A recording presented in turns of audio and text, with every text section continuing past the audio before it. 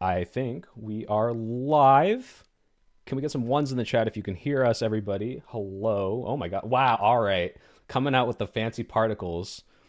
Boomered me for 10 Are we? minutes, not knowing how to join a Discord server, and here he is with all these server effects. Okay, yeah, they can hear us. Awesome. Oh, man. Hi, everybody. Awesome. I'm here with JJ McCullough from Canada. That's a country, for those of you who don't know, that is above Hmm. us.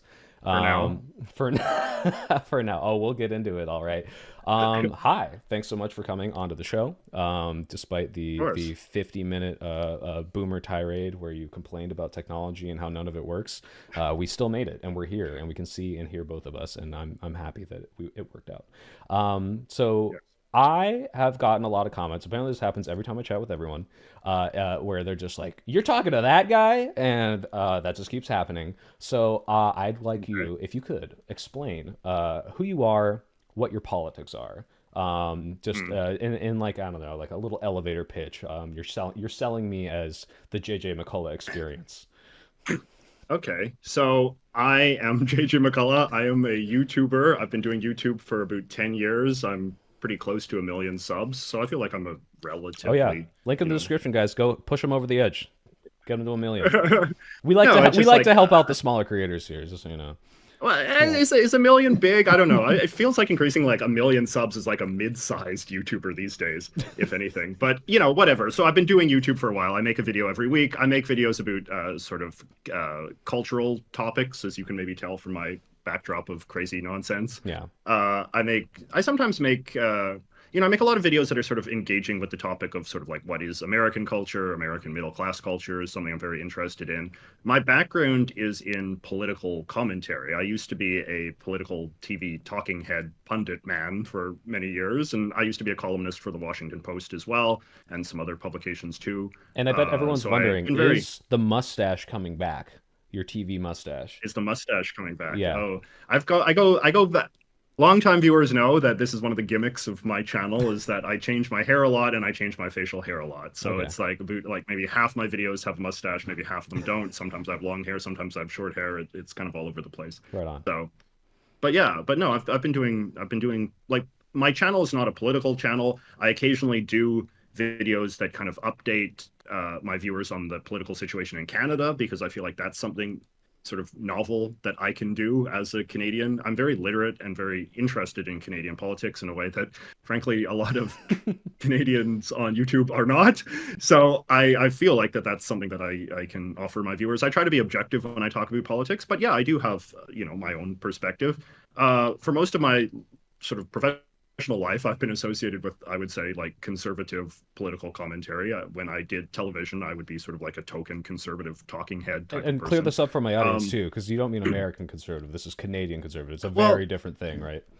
but it's changed. Like, I'm 40 years old, right? So like I've seen the political winds and sort of things evolve over time. There was a time in which sort of Oh, Canadian conservatism and American you cut out. Can you conservatism. still hear me? I cut out. I can Or still can hear I you. not Can you hear hear you? me? Uh-oh. Hmm? Hold on. We're Oh, boomer mode. Oh, you're back. hold on. No, you're back. I'm back. You're I'm back. Go back. ahead. Yeah. Okay. I don't know if you All right. hit mute or All something. right. No, no. Like there was definitely like sort of Canadian conservatism and American conservatism sort of are fruits of the same tree, right? Like there was, a ideological movement that arose in sort of the aftermath of the Second World War, trying to make conservatism into a sort of like coherent philosophy, small government, low taxes, strong national defense, sort of traditional kind of Christian morality and all of that. And like the Canadian conservative movement is just as much an extension of that sort of intellectual tradition as the American conservatives tradition is.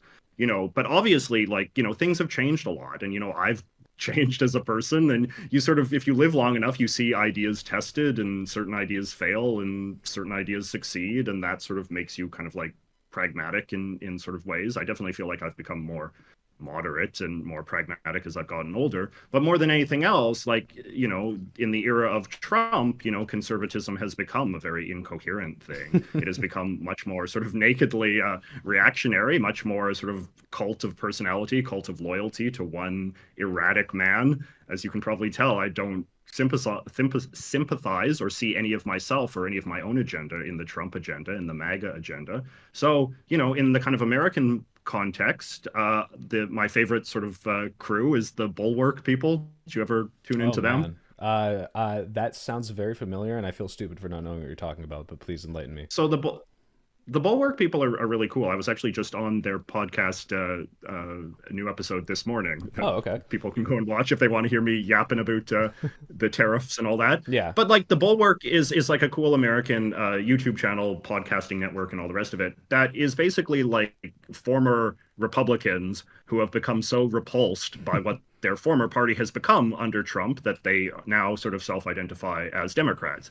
And they're very interesting because I find that their commentary is just very refreshing and sort of non-tendentious, because since they come from a kind of conservative background, a kind of like more sort of traditional sort of Reaganite kind of conservative background, they sort of have principles that they stick to, and they're not like, sort of traditional sort of progressive principles. But at the same time, they hate Trump and they want everybody to vote for the Democrats and they want Trump to be out of power and, they don't Would you want the say they Democrats to align with control, like? or they don't want. Would you say they align with like the Lincoln Project kind of people? They're like, never Yeah, yeah, Trumper Republican kind of like, hey, this yeah, guy sucks, yeah. but we're still conservative, maybe. Yeah, yeah, yeah. I mean, this is the same question that Destiny asked me when I was on Oh, okay. his podcast a while ago. No, it's like for some reason, like the Lincoln Project, even though the Lincoln Project is not very consequential or influential these days, is much more sort of front of mind That's in the the American, imaginations of, yeah, because we see of that all the people time of as the like the last bastion, whereas everyone else has kind of thrown their weight in with Trump. Every single 2016 Never Trumper, like Rubio, Chris Christie, Ted Cruz, Ben yeah, Shapiro, Matt Walsh, they're all Trump trained now. So like the Lincoln Project, yeah, it doesn't have a face. It's just, hey, we're always going to shit on Trump, and so we're kind of like trying to be like, yeah. okay, well, there's someone, at least there's someone, but I don't know, that could be run by Democrats. I haven't looked into it. Like, But I mean, I would just say that like as far as like where never Trumpers are now, I would say the Bulwark is much more representative okay, of that faction of American politics than the Lincoln Project, which I think is a much smaller thing and is kind of like a they're the Lincoln Project people and the Bulwark people are like allies, like they're close together. okay, I But would like figure, my, yeah, my basic philosophy is that like I do, I like, I guess where I come at it now is like I'm loyal to the kind of the liberal order, right? What William Buckley used to call like the American system, right? Like I okay. believe in the Constitution, I believe in, free markets. I believe in the defense of liberal values, classical liberal values of the way, they would have been understood by men like Buckley or Eisenhower or Yeah, but not whatever. not in like Like a a certain Dave sense of, Rubin kind of way where you're a classical liberal insofar as you vote for Trump and you take Russian money and no. spout their points. Like literally textbook like I want personal freedoms, that sort of stuff. Maybe smaller government, would you Yeah. say? Or Well, I mean, to a point, right? But it's like the thing is, like, I just try not to think of myself in these ideological terms. Like, I try yeah. to think just be more pragmatically. Right? It's like you can look at, like, say, what Trump is doing right now in the White House, and firing people willy nilly and just like acting erratically. And it's like, is that like the small government agenda winning? It's like that's not what I want to It's see getting happen. Like smaller. that's, It's I shrinking. guess it is. Yeah, for But it's every like, well, what for is the motive? And is like, is this being done coherently? Is this being yeah. done like with good motives, or is this just being done in a kind of like spirit of vindictiveness because like I hate bureaucrats because like I see them as part of like the left tribe and they have to be sort of beaten down for their own sake, and like this is, I mean, like that's the thing that I think has really sort of taken over the right in America, is a kind of like spirit of vindictiveness above Oh everything yeah, else, right? And the that's own the libs vibes. It's not about yeah, we're winning because I feel good because my life is improving. It's, oh, you're suffering and I love that. It feels good to watch yeah, the people I hate lose. And there's so much of their yeah, politics is based on that because their lives don't change on the day to day. So yeah, yeah, that's it's awful because it's like you're not, you don't care about anything. You're just in this to watch others suffer, and like you could put so much, all this passion, these accounts like this libs of TikTok, it's like you're not advocating for things, you're just shitting yeah, on people, and you could use that yeah. energy for good things even if I don't agree with it. It's very frustrating to watch for sure. But then No, and do you feel like you're a little no, I mean, again, you're Canadian, so this is a little different. But like, if you contextualize yourself in American politics, which you have been a little bit here, Yeah. politically homeless, because yeah, you got these bulwark people. I've never heard of them, and that doesn't mean they're not big. They're very big. But like, what like politicians would you like even like align yourself with if you had to vote in the American system? Like, where does that even go? Like, how would a never Trump Republican go forward from here? Well, because it sort of like depends on what you view as being the stakes of the current sort of political moment, right? Like it seems to me that the train has long sailed on the point where American elections are being decided on sort of like heady questions of public policy, right? Yeah, we're It's sort of past. like, do we want this erratic madman in the Oval Office or not? Do we want him and his like crazy cast of, groypers and, weirdos to be making public policy, or do we want, a sane, moderate Democrat who, you might not agree with on 100% of all issues, but geez Louise, like at this point, I just feel like that's not really the conversation that we're having. And I feel like that's how most Yeah. principled sort of never Trump Republicans think now, is that they're kind of thinking like, the idea that Kamala Harris would be disqualified from the presidency because, like maybe her policy on like, I don't know, environmental Israel or environment, regulation is a yeah. few steps to the left of what I would prefer, right? Like no, like that's just such a small-minded way of thinking about politics at a time when the stakes are as high as they are. If you believe in the preservation of like what I was saying before, like the kind of the liberal American system, if you believe in the preservation of the Constitution, elections whose results are respected, a separation of powers between the different branches of government, an open sort of trade-based economic order as opposed to like vindictive tariffs against our closest allies, right? Like all of these kinds of things, like these are what Trump is opposed to. And the stakes are very existential in that way. And that's why I just don't have time for conservatives who act like Trump is basically a normal Republican with maybe a little kind of hard edge. And then Yeah. so like that therefore, like when you look at the options between Kamala Harris and Trump, that this is somehow like this great, like, oh, very difficult choice. And oh, my principles are so on the line here. Right. It's Yeah. like I feel like the principles of respecting the American system and the Constitution and the liberal order that America has grown so prosperous and successful as a country under, like if you can't err on the side of conserving that, then I don't know what kind of conservative you are. Yeah, no, I 100% agree with that because like the way I see it, there's like maybe two or three groups of Republicans. So you've got the like, I'm full on Trump, like I love owning the libs, I love whatever he has to say, cult of personality people. Then you have like a little to the left of that, which is all the never Trumpers who said, you know what, screw it, I don't care, this guy's getting me wins, so I will throw Mm. the entire American system under the bus if it means that I get, richer, if my, abortion policy gets passed. And then you have the third group, which is like the, hey, wait a minute, guys, like this guy tried to overturn the election. This guy's trying to like, subvert the Constitution. Like, I don't care that he's going to give me a couple social wins. Like, this is not okay. We have Yeah. to, like reject this wholeheartedly. But unfortunately, I don't think there's like a place for that right now because you've got No. like the Dick Cheney, Liz Cheney like endorsements and everyone on the left is like, wait, these guys did the Iraq War, fuck them, and everyone on the right is like, well, you're not voting for Trump, we're going to vote you out. So where do you even go at Yeah. that point? It sucks because this is the kind of like I would say you and I probably agree. Probably, I don't know, at least on a majority of policy things, insofar as like, socially, like how should things go, economically, we'd probably start to differ. But like the conversations you and I would have that would be disagreements would be like what I would imagine the two-party system to be versus now it's you and me are 100% need to be aligned because we're fighting against the existential threat of this person is consolidating all of the power into the executive branch and destroying the entire American system. So Yeah. it's just so fucked. Like I don't even know how we like get It past is. that.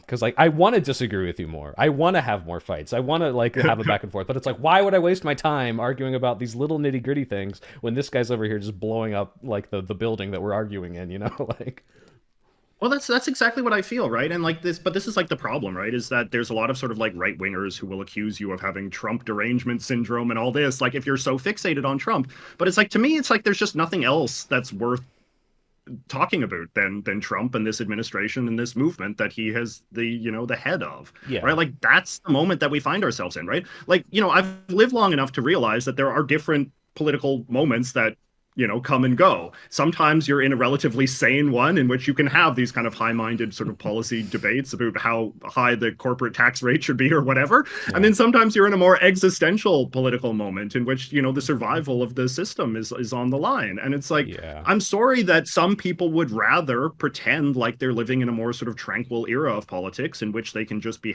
having, policy conversations or sort of like grand abstract sort of philosophical debates about, well, what is the ideal role of the state in society? Like it's like that's the time for that is not now, right? I hope Yeah. it is the time for that in the future.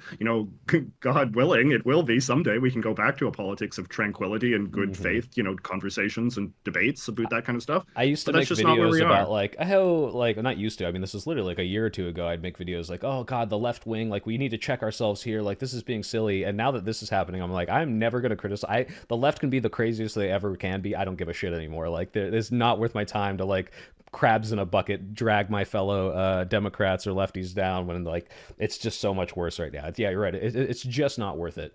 Um, Well, it is where, but I would say I would disagree with you in the sense that I do think it is bad if the left is behaving in such a way that oh, that it alienates makes, people. Sure. Yeah. If it does yeah, hurt the yeah. And I cause. think, yeah, that's a problem, right? And because I do think that is something that a certain type of left winger is dangerously aloof about, right? Hmm. Like especially these days when we think about like what is causing Democrats to lose. There's a lot of poll data that suggests that one of the reasons why Democrats are losing is because they're associated with a kind of far left kind of culture that exists in America. But The far left can say all they is want that, the Democrats are not actually yeah. of that culture, which is true, but nevertheless, the perception exists. And, It if people does, are but the voting, Republicans are the ones who yeah, paint that perception, right? He does the whole yeah, Comrade Kamala, and that's all you have to do is suddenly yeah, you're yeah, lumped in, right? Like she's rejected that wholeheartedly. She never even spoke on yes, like the trans issues, on and almost anything progressive, and like I said, like aligned with like the Cheneys. So what are yeah, the Democrats supposed to do if the Republicans are the ones driving the narrative of, oh, you guys are the far left, you guys are the crazy radicals, and they're not even close? Does it even yeah. matter that they're pushing themselves away from that? Like, what are they supposed to do going forward? Because I feel Yeah, that I way don't right know. now. I mean, it's tough. Like this is one of the great sort of challenges of American politics in the moment because the Democrats, as I think, the party that is standing up for the American system, the principal party, they can't kind of like they're in this really difficult spot where they can't seem to win either way, right? Because if they do reach out to Republicans, then like the left wing sort of side of America sort of goes after them. It's like you Yeah. sellouts, why should I vote for? What reason have you given me to vote for you lately, Yeah, you right? think we But then purity if test they our own? You go ahead and bring a Republican into our party, and we'll tear them apart. So Exactly. But then at the same time, if they actually do try to court the left wing, well, then that alienates these kind of squishy middle voters who are like, well, I was ready to vote for Democrats, but then, Kamala Harris was on the same stage as a Palestinian, and that's mhm. where I draw the line, right? Like A there lot of becomes like people there's these, rejected my suggestions because I said like I kind of liked Bernie Sanders, and they were like so opposed. Like to the word socialist, it was just poison in their brain. Like I couldn't even get through to them, and these were like the pretty liberal libs, like like not like yeah, moderates, not center, like people that like in Berkeley were like, oh, Bernie Sanders, I don't know if he endorses them, maybe not anymore. And so yeah, like it's too nuanced. Like I don't know, like it is. how do we pick a left Trump that everyone could just be like, yeah, that guy, like whatever. He embodies everything I think he says. It doesn't matter what he says. He's saying what I think he says. I'm projecting my views onto him. Like maybe we need something Yeah. like that. But then I think that's I think it's sad to say I think that might be all it is, right? Like I think that we're kind of getting into a kind of a pretty dopey age of politics, frankly, where there's just like the vibes just kind of triumph over everything else, right? Like we know from polling data as well that a lot of people just did that with Trump. Like they just projected all sorts of opinions onto him. Like they just kind of came up with an ideal candidate in their imagination, Mhm. and then they decided that Trump matched that profile in some way, even though regardless of what he actually said or promised to do. And then they voted on that basis because they just kind of dug his vibe on some level. Like I don't get that appeal. They tell me Trump is charismatic. I do not see it, but clearly some people do. And it's likewise. Like I looked at Kamala Harris, I thought, oh, she's a like fine politician. Yeah, sure, maybe she talks in a sort of politician-y kind of way, but she just seems ordinary. Like it's easy to imagine her being president of the United States. But some people, they look at her and it's like, oh, so cringe, so awful. Like what a word salad babbling, crazy bitch she is. Like, Yeah. it's just like you can't really sort of control people's perceptions in that way. And like people make up their minds. Like, I mean, I think about this in like Canadian politics. Like there's certain politicians that I thought were fine on either the right or the left, but then some people just have this like powerful revulsion to. And then so you just kind of like wonder, is that ultimately all that matters? Like if the Democrats just kind of like ran a kind of like handsome, outgoing, charismatic white guy, Yeah, who just would never would that admitted be all? wrongdoing and said yes to everyone. He just adapted whatever the Well, last thing he said. Like, someone's like, "You're this, right?" And he's like, "Yeah, I'm that." And then they're like, "Hey, you're gonna do this." "Yeah, I'm gonna do that." And just roll with it. Like, maybe, but like, isn't that a downward spiral where it just turns into this, idiocracy popularity contest? Like, do we submit to that if it means that's the only way we could win? Like, I almost, I want to say yes, but like that's like, it's almost worse. Like, I'd rather have that juxtaposition and like maybe try to bring people back than just be like, all right, we're doubling down. Like, Dwayne the Rock Johnson, you're up. It's your turn. Like WWE like presidential debate. well, because the thing is, I do think that we had a bit of a test of this with the Biden administration, right? Like, the Biden administration, people can like him or hate him as a man, but that government did introduce a lot of very targeted policy Yeah. that was designed to appease what the American voters claimed was their biggest anxieties and Yeah. concerns. There Mm-hmm. was a lot of spending, there was a lot of investment, there was a lot of infrastructure stuff. The government tried to address some of these things, and the Biden administration got zero credit for any of its policy wins, I don't think right? they It's just like, talked about them enough. I really don't think they did, because well, once people's like, when I hear okay, pundits talk about them, I'm like, oh shit, like, yeah, Chips yeah, Act, Inflation Reduction, like, look at all this stuff we did, look at all these credits we got, yes, look how good this is. But like, I never heard that from them. Like, they tried to like mm, kind of like, I think they have these focus groups full of people like, oh, you got to talk about the unemployment rate, you got to talk about like this thing. But like, I swear to God, if Kamala Harris just like beat tariffs into our head for 4 months, like, hey,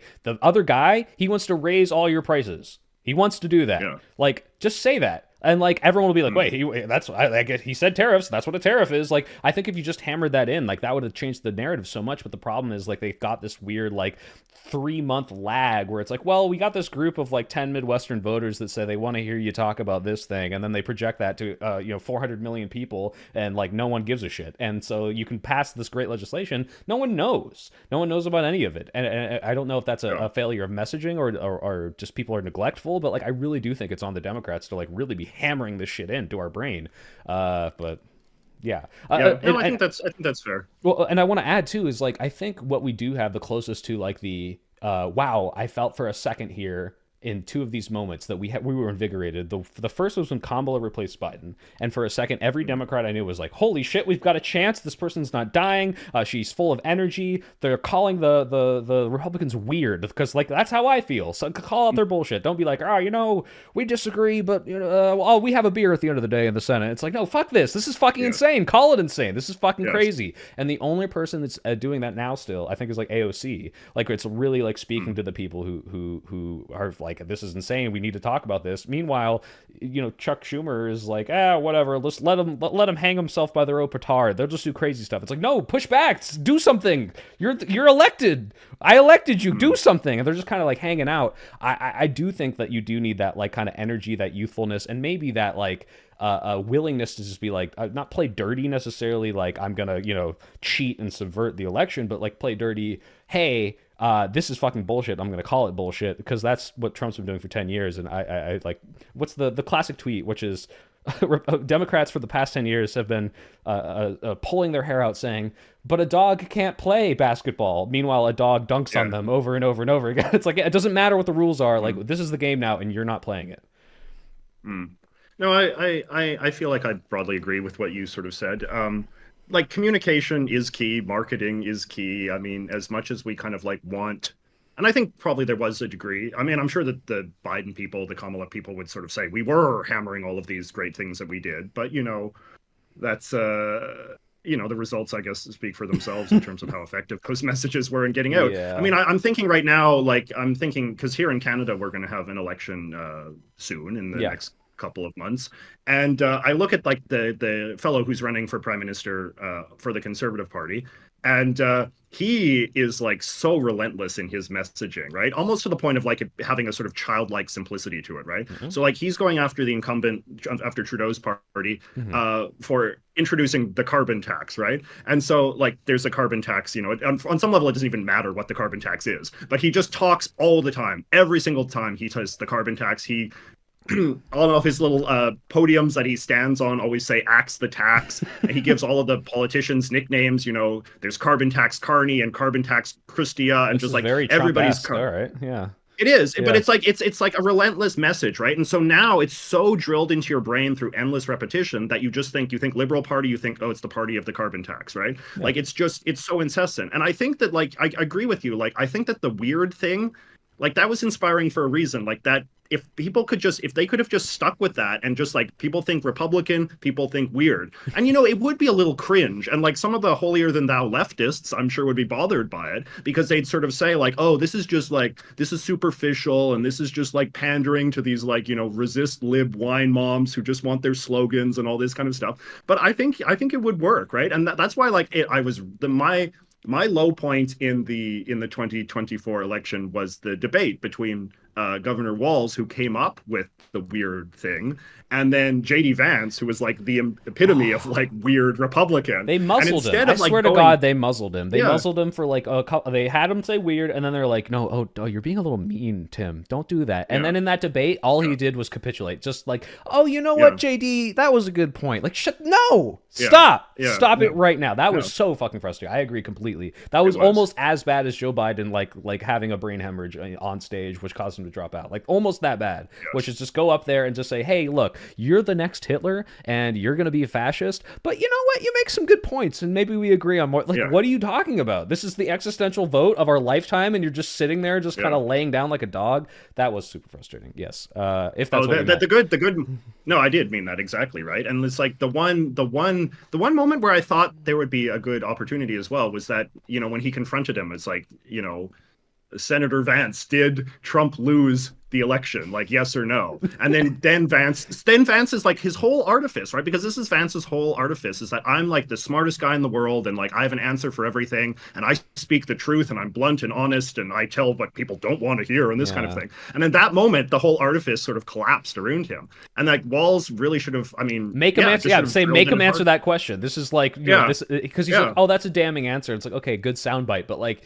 this is disqualifying from being an yeah, elected official. You need to just make him answer this, like just like, and they don't do that, and the media is now scared because of the like whole retaliatory. You talked about, oh, TDS, like is it worth yeah, talking about anything else when this is the biggest thing happening? In the same way, like, can you say I have stabbing derangement syndrome when someone's stabbing me to death? Like, no, like I'm gonna talk about the guy stabbing me to death, but the yeah, problem is, and it sucks because these liberal wine moms have the resist libs have been 100% vindicated, especially in the past few weeks. But back in 2016, 2015, when Trump was doing this kind of fashy rhetoric, but like it seemed a little toothless, and his administration in the first 4 years proved like, yeah, it was bad, but not nearly as bad as people were like saying it was going to be. Like, oh, this is apocalyptic, nuclear war is going to happen, the country won't exist. mm, That 4 years worth of that ended up with us being like, okay, well, now every time I hear you criticize Donald Trump, I think you're being reactionary, hyperbolic, like you're not really giving a substantive critique, you're just repeating SNL talking points or something silly. But now, yeah, now I legitimately think that we might not be a hegemonic power in the next 3 years because of how much they're yeah, fucking up. Like, it's literally as bad as they thought it would be back in 2015 because they have all the same ideas, but with all of the acumen to do it.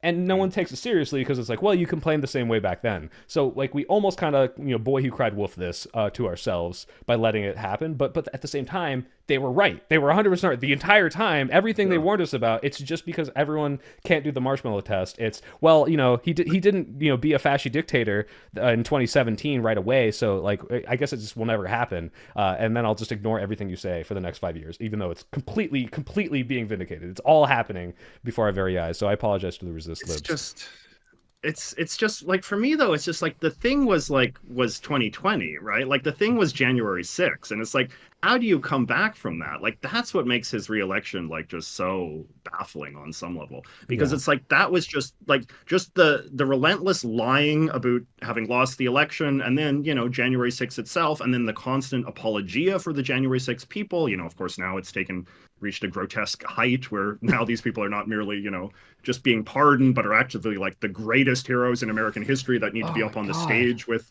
And no, the that's like cognitive dissonance I can't even get behind too because now we're just like lib circle jerking even though you're conservative but I don't understand how we can hold the same opinions I mean I understand, don't get me wrong, but it's so frustrating watching them be like it's not a big deal, they were just walking through, it's nothing, they should all be pardoned, but at the same time we can watch these people on video just like beating cops heads in with like bricks yes. and stuff, and it's like okay, like should these people be pardoned, and the answer is yes, but like okay, well which is it, like was it a nothing burger Yeah. or was it something, like do they like it's so frustrating, and the fact that like we just kind of collectively forgot about it, which is like I guess it's not a big deal, makes me want to explode.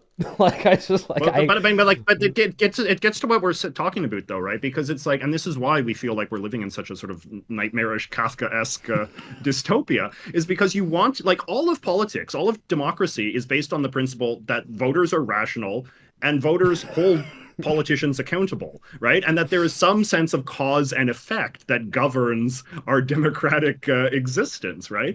And so when yeah you start getting into the world where like just there is no clear law of cause and effect, like policy doesn't seem to matter, like victories in the, legislation don't seem to matter, sort of like truly abhorrent acts on the part of the candidate don't seem to matter, right? Like that's then when you get into this world that we're talking about before, right? Where people just kind of like hallucinate a political reality and then vote on the basis of that, rather than just kind of like observing the facts in front of them and then doing the work to reach a, rational conclusion based on what they actually see, rather yeah than just what they wish to be the case, right? and I hope that's not the case, but it sounds like you're right that like we just kind of have to embrace that and be like, all right, like who we got to vibe better, we got to we got to like Yeah, we got to yeah. do more bad nicknames, we got to have more insults, like I'm I I think can so, do it. right? I'll play the game, but man, does that suck. Man, do I not want to do that. Well, Man, like, do I not want to watch us degrade our democracy into this stupid fucking celebrity death match? But like, it seems like that's just what's gonna happen. Um, oh well. That's I how mean, you. it That's is, how we but get the like the nukes thing, back.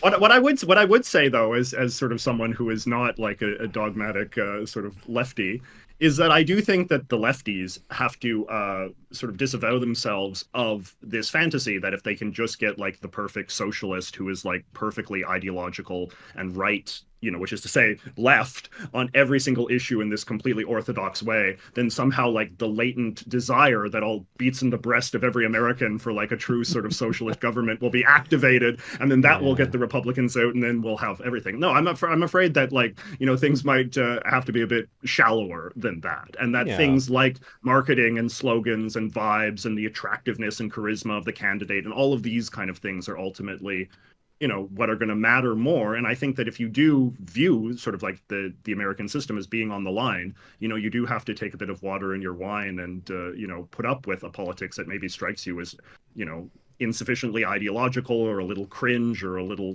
shallow. Yeah, But like if how that's what much it is my takes. my morals and my ethics and my standards worth it to me when I'm being stepped on by a boot? I'm like, all right, fuck it. Hmm, Like I gotta do what I gotta do.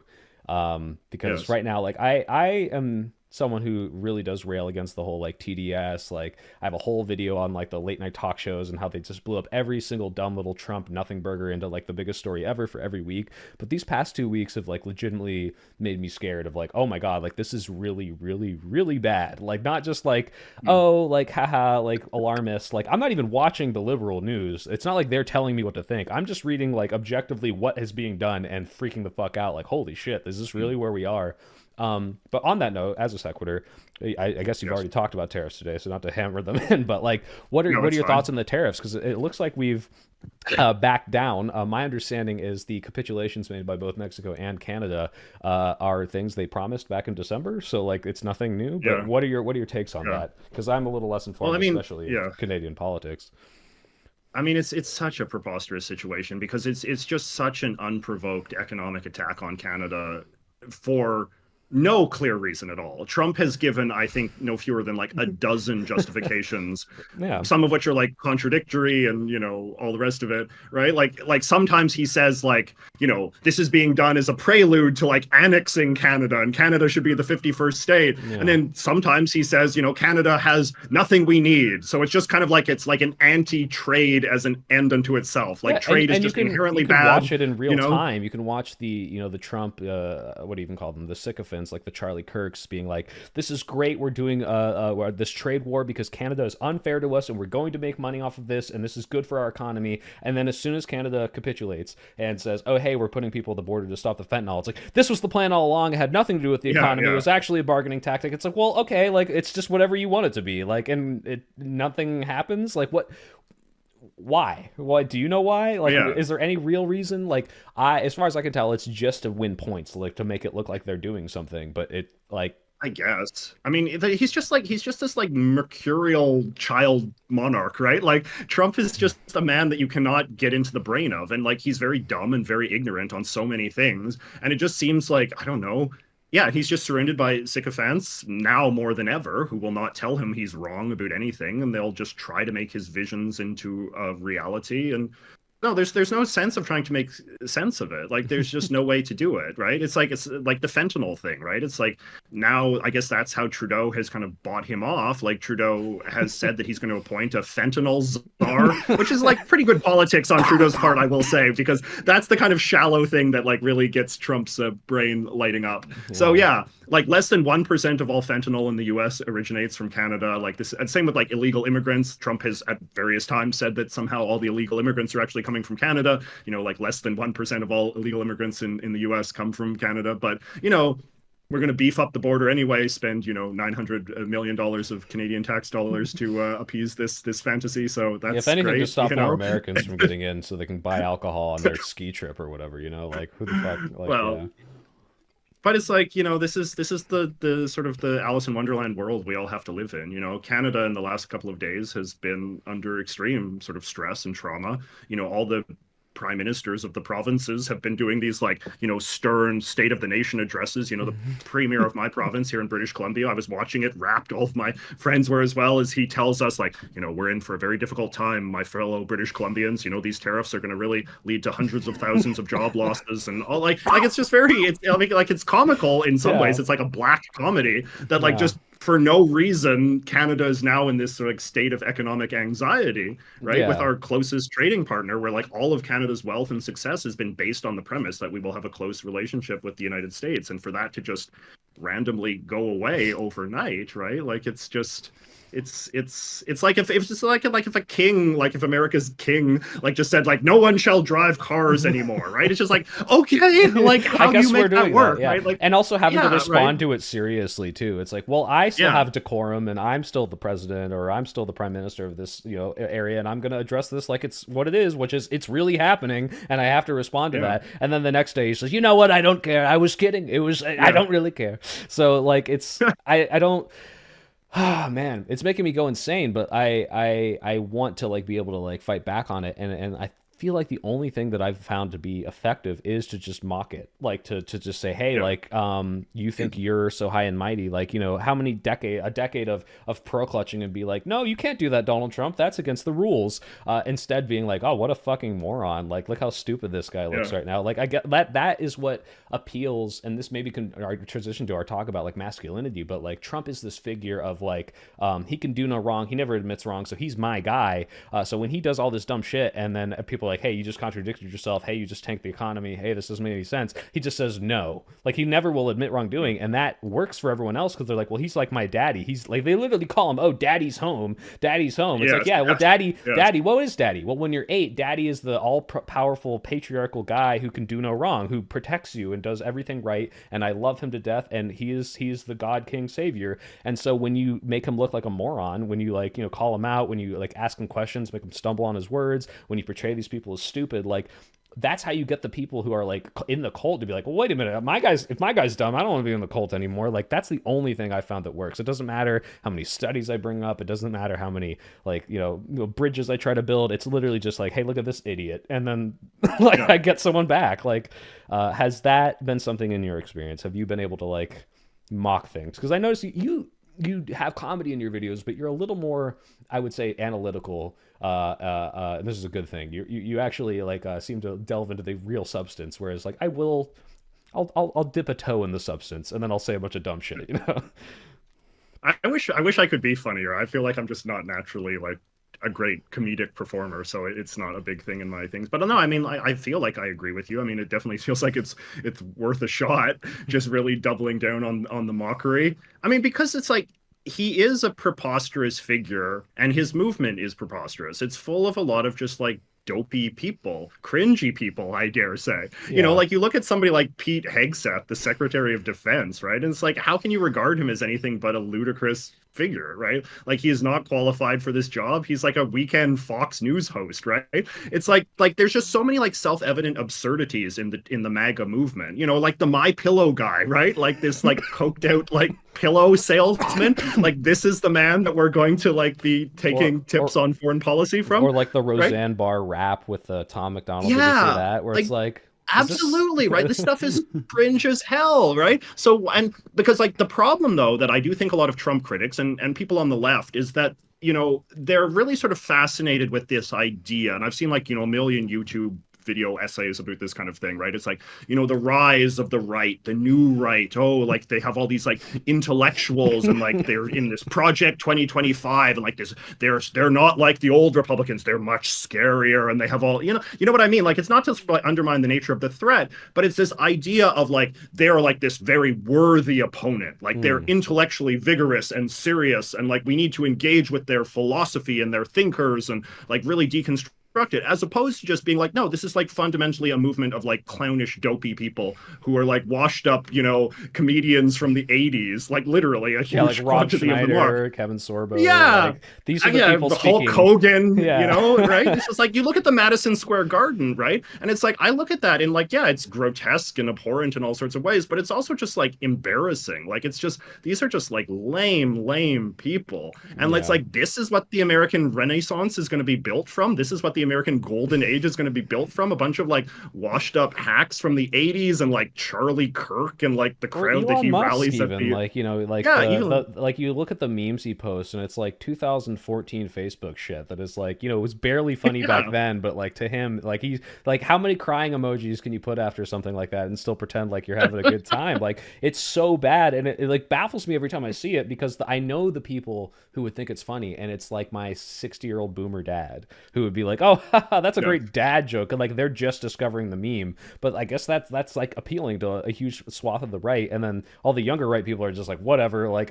whatever gets me my fucking like tax cuts. Like they're like this, they think it's yeah. cringe too. But yeah, like I saw someone that's like, yeah, like I expected to be placed up against the wall and shot in a firing squad, but I'm gonna get like beheaded by some like mall katana guy. Like it's like the cringiest, dorkiest way to slide into fascism ever, and somehow it's still happening. Like, but I what's mean, crazy about it is that these the fascism and kind of what I talked about with this like idea of like having this like masculine like embodied figure, like you would think there would be this like infallible like Chad like leader, but they're all dorks. Like they're all these like they are all slob dorks. dorks. Like they're just dumb. Like how can you fall both in on the side of I need this kind of patriarchal daddy figure, but at the same time they're just like the cringiest people you've ever met? Like how do you think they reconcile that? I don't know. I mean, it's a good question though, because I remember I've been reading, I was just kind of scanning around. Oh yeah, this book right here. Really, really good book. Hitler's People by Richard J. Evans, one of the great sort of scholars of the Third Reich. And it's just a series of profiles of all sort of the leading Nazis. And you realize that like all the leading Nazis were like kind of like pathetic lamos as well. Yeah, Like yeah, just, like a Himmler but and like it's, Goebbels, like they yeah. look kind of like losers, like none of them really look Well, I like mean, the and Aryan propaganda.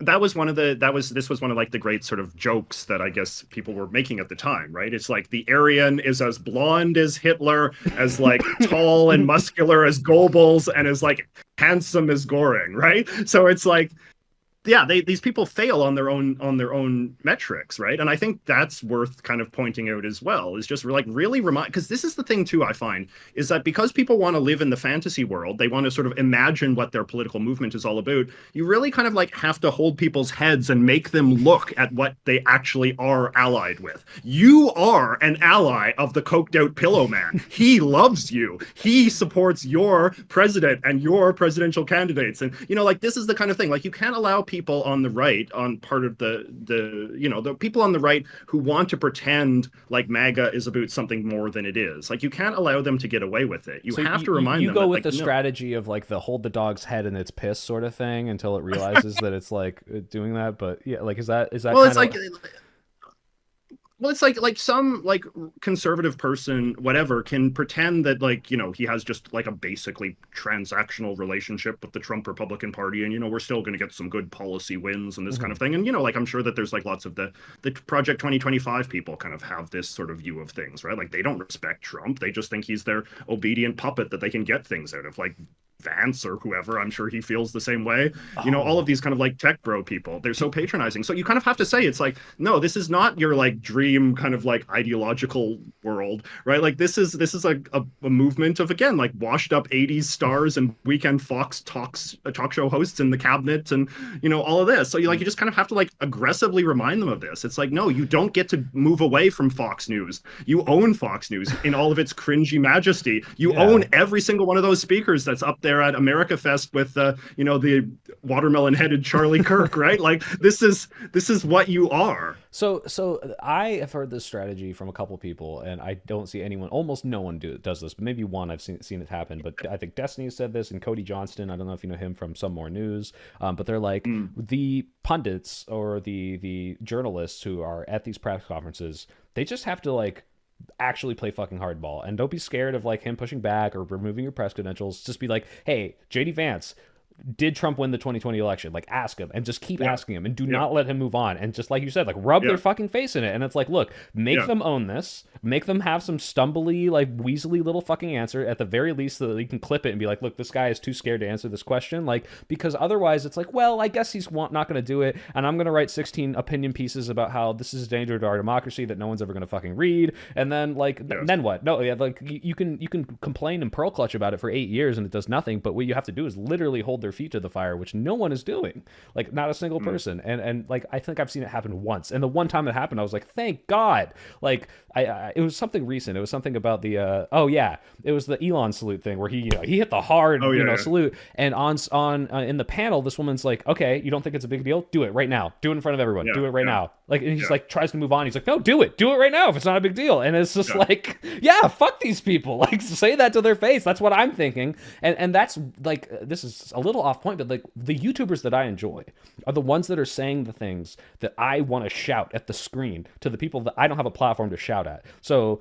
like if a Destiny is able to go talk to like a Ben Shapiro, or if like Cody Johnston is able to like really like have a million people watch him say, hey, this is all the bullshit that Trump is doing, like that makes me feel vindicated. That gives me that dopamine hit, and like that's what needs to mm, happen in these like normie circles. It has to happen on CNN. It has to happen on Fox News. Like, go out and just be like, no, you're right. This is bullshit. Here's the piss that you just took. Just fucking sniff it. And it's not happening. I don't know how you force that though. I guess you have experience in that realm, though. How do you think you can transform that media landscape when I think the internet culture that you and I exist in is so disconnected from this, like, oh, CNBC, like, oh geez, what did Trump do again? He took our rights away. Oh yeah, geez, like how do yeah. you get that connection there?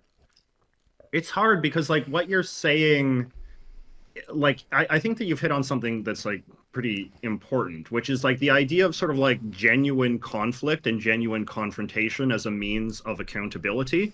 But there's kind of like just like a lot of institutional sort of biases in sort of like the structure of the media that sort of prevent that from happening, right? Like for example, like the media has to be able to get people to go on the air, right? Like you have to be able to get the guests, if you want the vice president of the United States to come on your show, for instance, right? He has to have some sense that that this is going to be worth his time, right? Yeah. And that if sort of the press gets a reputation as being too hostile or too unfair, which is of course being broadly But they already defined these have that, days. right? Like as Yeah, easy fucking lowball pitches that they're giving to these people, they're like, and it's the enemy of the people. They're I know, I lying. know, They're dead. Like it's like, so what? Fuck I it. If know. they're gonna say that anyway, triple down, like go into it. This is what I Yeah, would say. But like I it feels like yeah. the people, and I guess some of these people that run these stations are, like you said, they're like scared. It's like, well, if I can't like play hardball, I can't ask them the hard questions, because Yeah.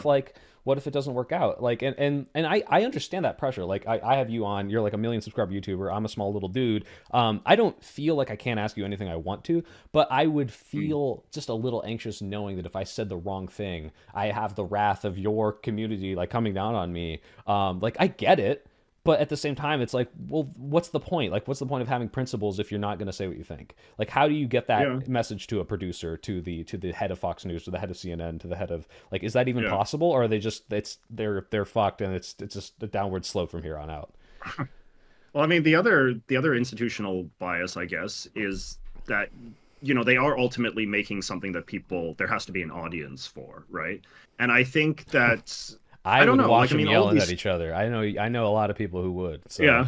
yeah, Well, I mean, but see, like I mean, the thing is, like, the public does give conflicting messages, right? Like, and this is why things feel very incoherent at times, right? Because there are people that say they like to see politicians held accountable, they like that kind of conflict, but then there's other people that say, oh, there's too much yelling in politics. People are too mean to each other. Why can't they just like focus on all the things they get along with, right? yeah. So I don't know. It's like I think that like you definitely need someone to give it the old college try, right? Like there's have you ever seen that, like the British do this a lot, and I've had like some trouble or problems with British reporting because I find it can be a little much at times. Have you ever seen, there's this very infamous interview that the former head of the British Conservative Party, Michael Howard, I think his name was doing this really like tough interview with the BBC, and the BBC guy asks him a question, and Michael Howard doesn't answer it. He kind of like wishy-washy sort of steps around it. And so the BBC guy just keeps asking the question again and again and again and again. And it goes on for like I don't know, like 10 minutes of just asking the same question over and over and over. And Hmm. they're both like just digging in. And Yeah. it's like that's kind of compelling in a way, because it's really sort of showing that this man is being held accountable for his lie and is being Yeah. dishonest.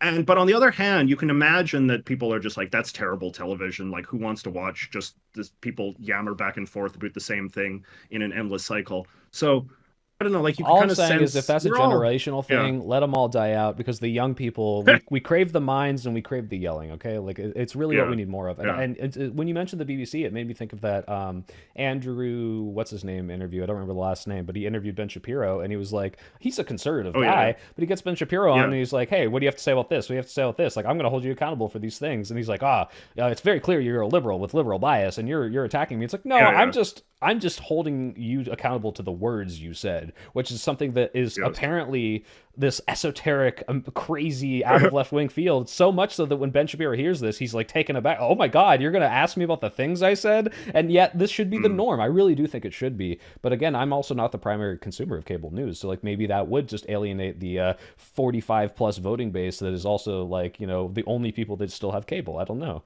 But I think we should no, do I it. mean it's an interesting insight, because it does sort of make me wonder if, because I definitely remember like when I was growing up, it was very much the dominant sort of ethos was that there was too much conflict, too much political conflict. I mean, that was, I'm sure you've seen the notorious viral clip of Jon Stewart yelling at Tucker Carlson for Yeah, please stop. You're hurting this country. Yeah, yeah, yeah, yes, yeah, yes. right. And so it's like I think it's an interesting thesis to say, like, maybe have we overcorrected now? Like maybe are things a little too conciliatory? Because like even like when you sort of see these like the new media, right, like with Joe Rogan and Theo Vaughn and all these these interviews that Trump and Vance went on that were supposedly so decisive, right? Like they're all just love-ins, right? Like they're Yeah, not full of it's not even conflict. And questions. It's still, which is funny because yeah, Joe Rogan notoriously, he will get people on for 3 hours, and like you can watch this in his Candace Owen interview or any of his other ones. Like, hey, you say some crazy stuff. Explain that to me. Terrence Howard. You think mhm, 1 + 1 = 2? Let's hear you out, the whole shebang. But then he gets a Trump on, and I think it is maybe that phenomenon where either he agrees with him or he's scared to alienate the part of his audience, a huge part of his audience that likes him, to actually ask him like, hey, how the fuck are you going to implement tariffs? How is that going to make prices go yeah, down? Just ask that question. Ask him how tariffs work. Like that's such an easy Joe Rogan thing to do. I know his like tiny monkey brain could ask that question, but he sure, won't. And yeah, the problem is not that these people have these platforms. The problem is that it's one guy, and that one guy has now the say over who comes on and what questions are asked, Yeah. and versus like I would assume when you're at these news stations, or when you worked in this area, there's a little more of like a cohesion of multiple people saying like, oh, maybe I want to veto that, or oh, hey, maybe you shouldn't ask that question. Like there's a group of Yeah. people making a rational cause, and it's not just one dude who is now the judge, jury, and executioner over the entire narrative Yeah. for millions of people watching, right?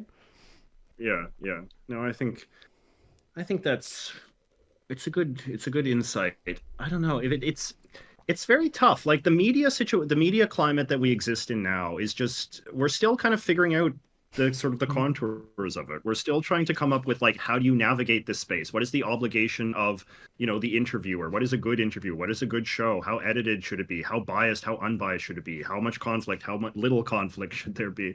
Right? Like these are all just very there it's an I suppose you could say my old sort of conservative instincts kicking in. It's like it's a very entrepreneurial moment, right? So people can try a lot of different strategies. People like you and me who have this wonderful platform of YouTube which offers us so much freedom, we can be the Obama line, we can be the change we want to see in the world. Like I think it behooves all of us that have access to new media platforms to try different strategies and to try, like I'm hoping to start an interview show of my own, hopefully for the context of the Canadian election. I want to interview the candidates for prime minister. Yeah. And I had a conversation actually with another character a few weeks ago in which I was sort of like striking a somewhat different tone, where I was sort of saying like, well, I feel like people want to see the sort of the easygoing conversational kind of topics. But now talking with you, I'm sort of thinking maybe I'm changing my mind a little bit, and maybe I do think that there is a little bit more conflict that might be necessary. Well, it's But hard because the point is, my ethos is my channel. Sorry to interrupt, but like yeah, it is to try to be a little more empathetic and to reach out. And like one of my more recent yeah, videos is like, hey, how do you talk to these people that you have these fundamental disagreements with, who want to vote for things that will destroy your life potentially?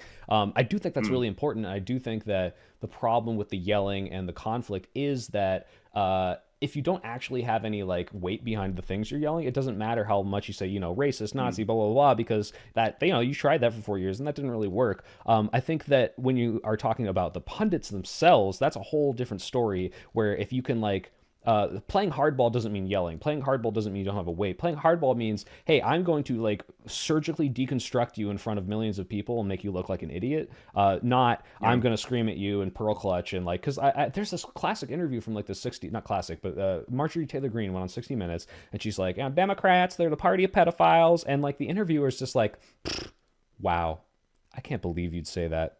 That's crazy. And it's like, why? Why? Tell them why. You can't just say that. Everyone who already thinks yeah, it's crazy thinks it's crazy. Great. You just gave them a little haha, yeah, you're right. That was crazy. What about all the people that agree with her? The people that voted for in? Like they want to hear something and your only answer to that is like that's weird. It's like that's not enough. And so I don't think you shouldn't play hardball. I do think there is a lot of mm, room for compassion and back and forth and discussion, because especially on the personal level of like your friends and your family, or like the people like right outside of your circle, like I want to pull them back in. You can't yell at those people. You can't surgically deconstruct them. Like shame doesn't work. Shame is gone. That word shouldn't even exist anymore. But you should play hardball with the people that are not even good faith, these like politicians that are doing everything in their power to fuck you over. So if you're interviewing big people, I'd say, yeah, play hardball with them. But if you're interviewing these small people, look at me giving you advice like you're not like 10 times bigger than you. What am I doing? mm. Yeah, but that's my opinion on It's it. all good. No, that's fair. I'll tell you who I think is one of the most fascinating sort of figures in American journalism today is this writer at the New Yorker. I'm not sure how you pronounce his last name. His name is Isaac Chotiner or Chotiner. Have you ever seen his stuff? Potentially, I It's don't pay attention to the of names of I the love the people I'm New reading. Yorker. It's great. But like Isaac Chotiner. Chotiner, or however you say it. Anyway, the thing is like he does these interviews that are like this very interesting mix. He gets like all sorts of like wacky people on, and a lot of times it's people like he deeply disagrees with. but he has, I think, this kind of like surgical approach where it's like he really holds people accountable in a way that's not overly adversarial, but instead kind of has this tone where it's like, okay, I'm trying to get a clear sense of exactly what you're saying here. So you're saying that the Democrats rigged the election. So how did they do that? They put the ballots, like this Yeah, kind of walk thing, me like through it. really deconstructing, and his articles are sometimes have a somewhat sort of bitchy tone in the sense that they'll often have like little footnotes attached where it'll be like square brackets. It's like, note, this did not actually happen, and this kind of thing, right? But they're really like he's a really good and novel type of interviewer. And I feel like this is an example of that kind of entrepreneurial sort of spirit that I'm talking about. That he's trying something. He's trying to be himself, and he's trying his approach of what accountability looks like to him, what an honest interview looks like to him, and what he thinks is in the interests of his audience to receive. So he's one guy that I would encourage your viewers to check out if you want to see someone who's doing, actually sort of trying to live out some of these principles that we're discussing in a novel and I think, a very effective way. Yeah, no, absolutely. And I think one of the big downfalls of media today is no one really reads. Like not a lot of Mm, people read, and like I'm yeah, I'm definitely guilty of that. But like I do when I find someone like that who has that cutting edge. I guess the issue is like no matter how much I advocate for that, those people need to be on TV. Like he needs to do what you're yeah, describing on TV, and I think yeah, that's the clip that gets shared on TikTok, not the like, hey, here's a let me read this yeah, article to you. Unfortunately, yeah, as good as that used to yeah. be, it's just not good enough anymore, which is really sad. But Jim, I was very encouraged. Do you know Jamel Bouie, the New York Times this columnist? also sounds familiar. Yeah. He's great. I love him a lot. Jamel Bouie. Yeah, that's how you say his name. He's great. Like I think he's a very principled, sort of liberal pundit, very informed, very educated, like knows so much about American history and a young guy. I'm sure. I think he's a little bit younger than I am. And he recently sort of transit. I think he's still writing for the New York Times, but now he's also doing YouTube. He just started his own YouTube channel, and I just think that's really cool and really important. But like, he's not just resting on his laurels about having this great exalted position as a columnist on America's paper of record, but he's actually sort of like going where it matters, and the Yeah. fact is, like you said, like a lot of people. I remember I was once at a sort of new media conference, and this like sort of douchey guy on the stage is like telling us about the future of media, but it was a very insightful thing and it's always stuck with me. He says no one wants to read what they can listen to, and no one wants to listen to what they can watch, right? So it's just there is this kind of natural sense where it's like at the end of the day, audio visual is king. And if you can present your message through the medium of video and audio simultaneously, you know, you can like it or lump it, but that's what's going to get the most eyeballs. That's what's going to get the most engagement in Do, this modern do, world of ours. do you think that the Trump going on, the Joe Rogan, the Aiden Ross, like that kind of media circuit, do you think that had a significant impact on him winning? I think so, because I think it got him and his message and his vibe, probably more importantly, sort of into the consciousness of a lot of previously sort of disengaged people. Like we know that Trump did very well with people that are the least engaged in politics, are the least informed about politics, and are like the least likely to vote, right? What Like is a Trump did, tariff? like this. That's Well, just exactly, like a right? Google trend going up. I mean, you always see this, right? Where it's like, Trump does something crazy, and then someone will share a meme about like that word spiked in Google searches, the day after. So no, it's true, and it's like that's. I mean, I guess from a sort of elitist perspective, that does bring out sort of like rackle me a little bit, where it's like, oh, the fate of democracy rests on like the least informed among us. But that's the media world we live in now. And so if politicians can appeal to that set, if they can appeal to sort of like passively engaged people on the basis of their charisma or celebrity or whatever, or their proximity to other celebrities that have a high trust for one reason or another, and we know that Joe Rogan is trusted a lot. Hmm. But my For some buddies at the reason. Bulwark have done a lot of my pals at the Bulwark, they have this one podcast that's really worth listening to as well. I'd encourage your audience to give it a listen if they haven't, called Focus Groups. and they just do focus groups with ordinary American voters. Like they pick people specifically, often like very narrowly typed. So they had one focus group episode where it was like literally just people who listened to Joe Rogan.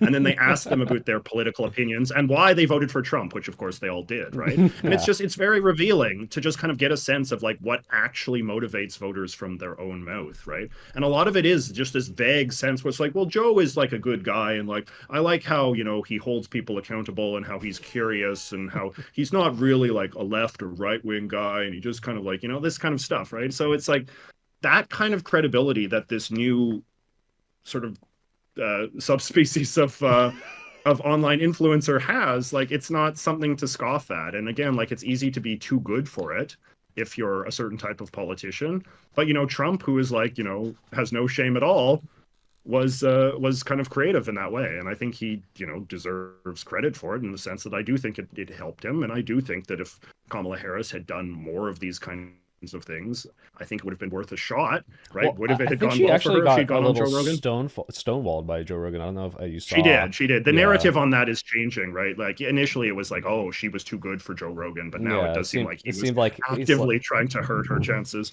yeah, But which makes see, like sense. that's Like, I get why he would yeah, do it if he yeah, wanted Trump to win, but it is kind of like, all right, like, what do yeah, you do? This is what I mean when it's like one guy who, with the million viewers, the 10 million viewers, he says, you know what, I'm not going to platform the other one. And so, like, now yeah, what? Like, because that is the yeah. world we live in now. But like, how do you even combat that? I guess you just have to. I mean, God, it's so cringy. Well, But I I mean, hate like when they say this. But we need the Joe Rogan of the left. We need the yeah, crazy conspiracy theorist left guy. yeah. But Who's also, and like this is the thing too, like who's also prepared to shill for the Democrats, right? Which oh, is something that like I feel but like a lot of the like is do you think we need that? I think we have that. We have like the little, what's his name? Like the who's the? Am I allowed to say this? Like the little Twinkie boy, the Harry Sisson.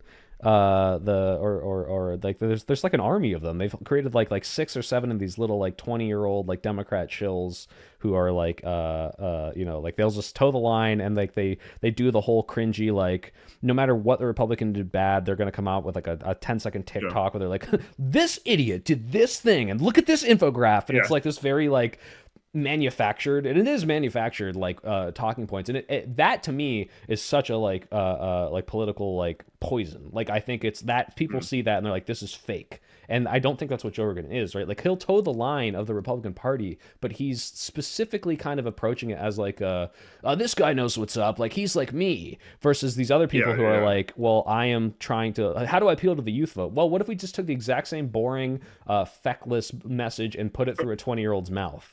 And like it doesn't really seem to resonate that much, even though these guys have millions of followers. I mean, maybe it's working for some people. I find that just like Well, useless. But I mean, the point that I'm trying to get at though is that there are obviously like a lot of big shot lefty influencers on YouTube and social media in general. The problem though, I made a cartoon about this the other day, if you saw it I on did see that Twitter. one. Yeah, Yeah, yeah. But like that's the problem though, is that there is cred to be gained in the America's left-wing subculture about shitting on Democrats, right? In a way that there isn't cred to be gained in right-wing American subculture for shitting on Trump, right? Like if you're a left-winger on BreadTube or Video Essay World or whatever, and you talk about how like you can't in good conscience, as much as bad as Trump may be, I just can't in good conscience ever imagine voting for Democrats or Kamala Harris or Genocide Joe or whatever, right? Like that gets you a lot of sort of clout in that particular subculture. Whereas if a Republic, or if a sort of center right kind of cultural figure, I mean, you even saw a bit of this with Joe Rogan, where he sort of like tried to gingerly suggest that maybe he likes RFK better oh than my Trump, and god, then and just immediately, and instantly they came down on him. yeah, Yeah, that was crazy. yeah. I will So like, actually contest that, though. I think there is room for it, in the same way that like a far left radical, if you shit on the Democrats, you get this kind of pull from people who are not happy with the Democrats, and then even like people on the right might even like you. Like a Chapo Trap House might do that, and they'll yeah, get like right wing viewer base from that, because they're like, well, these guys yeah, shit on the Democrats in a way I like. But yeah. there is that on the right. It's just the far right. It's the Nick Fuentes. It's the people who are like, oh, Trump is too nice to Israel.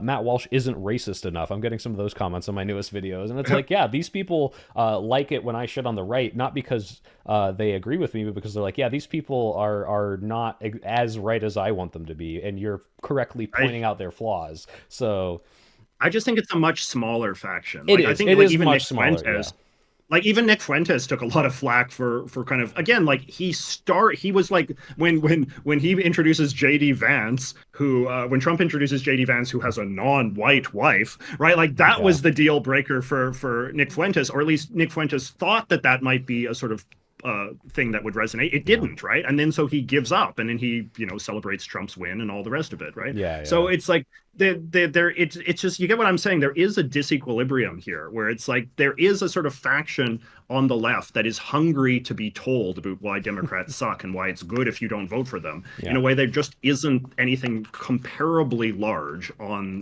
the Yes. Okay. cultural I right. agree. Yeah. They do consolidate a lot better than we do, and I do think this is going to sound pretentious, but I do think that's because like the more educated people like are able to distinguish those lines a lot better. Where they're Yeah. like, oh well, you're not educated on this policy. Like I think a huge divide in the left right now that could be fixed is on guns. I don't know if you have strong gun opinions, but like there's not a Mm. single Democrat politician who has a position on guns that like seems to come from an informed place. Like you can have a position Yeah. on like, hey, we should ban them all. Hey, we should do better background checks. Hey, we should do better safety. But none of them like know what they're talking about. None of them know how they work. None of them know the terms. And so any single gun owner who hears that is like, this guy's like doesn't know what the hell he's talking about. And like that education like or lack thereof is like divides a whole swath of voters versus on the Republican Mm. side it just doesn't matter. It's just like, oh, he said the thing that made me feel good, let's go for that person. Like for the most Yeah. part is what I see.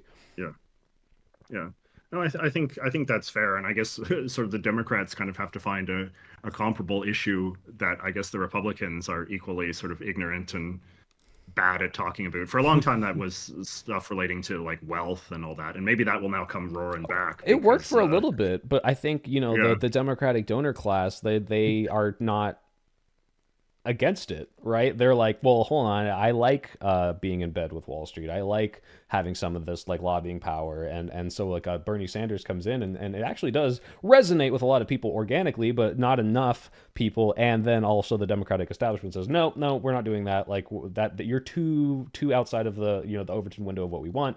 Like I don't like maybe an AOC is like moved a little right enough that maybe they'll kind of they let her in. She's part of the club now, well, maybe, but.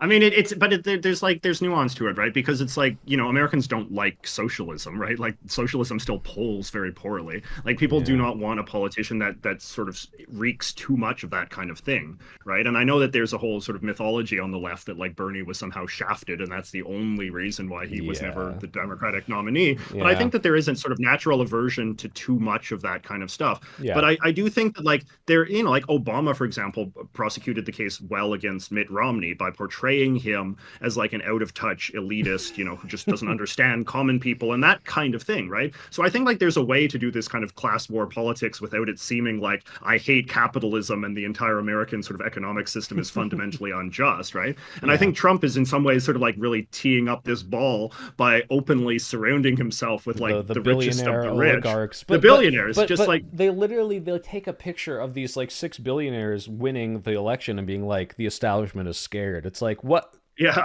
Like what? It's Like preposterous, right? And so like this should be an obvious opening, right? It's like the idea of Elon Musk as shadow president. I think like that, for example, is a strong messaging that like really like gets at Trump's insecurities, gets at the insecurities of people who thought that they're like, and again, like I don't mean it in this kind of like condescending, like, oh, they thought they were voting for a populist, but now they've been deceived. It's like, no, it's like this is like really like pushing their head into it kind of stuff, right? It's like, okay, like you can think you're voting for whatever the hell you want, but like this is the man who's actually running the country now. It's Elon Musk, this billionaire rich guy. So it's like, it's him make and peace with six that like because 20-year-olds in the Department of Treasury right now, or like it's actually insane. Like they're the way they're accessing the systems and have control, and they're not like an official government agency. Like that stuff's like really scary. I yeah, don't know how everyone's just kind of yeah. overlooking it, but yeah, you're right. And we need to shove everyone's face in and be like, this is crazy, this is not okay, this is not normal. And just because I don't want to forget it, if this is a type of politic going forward,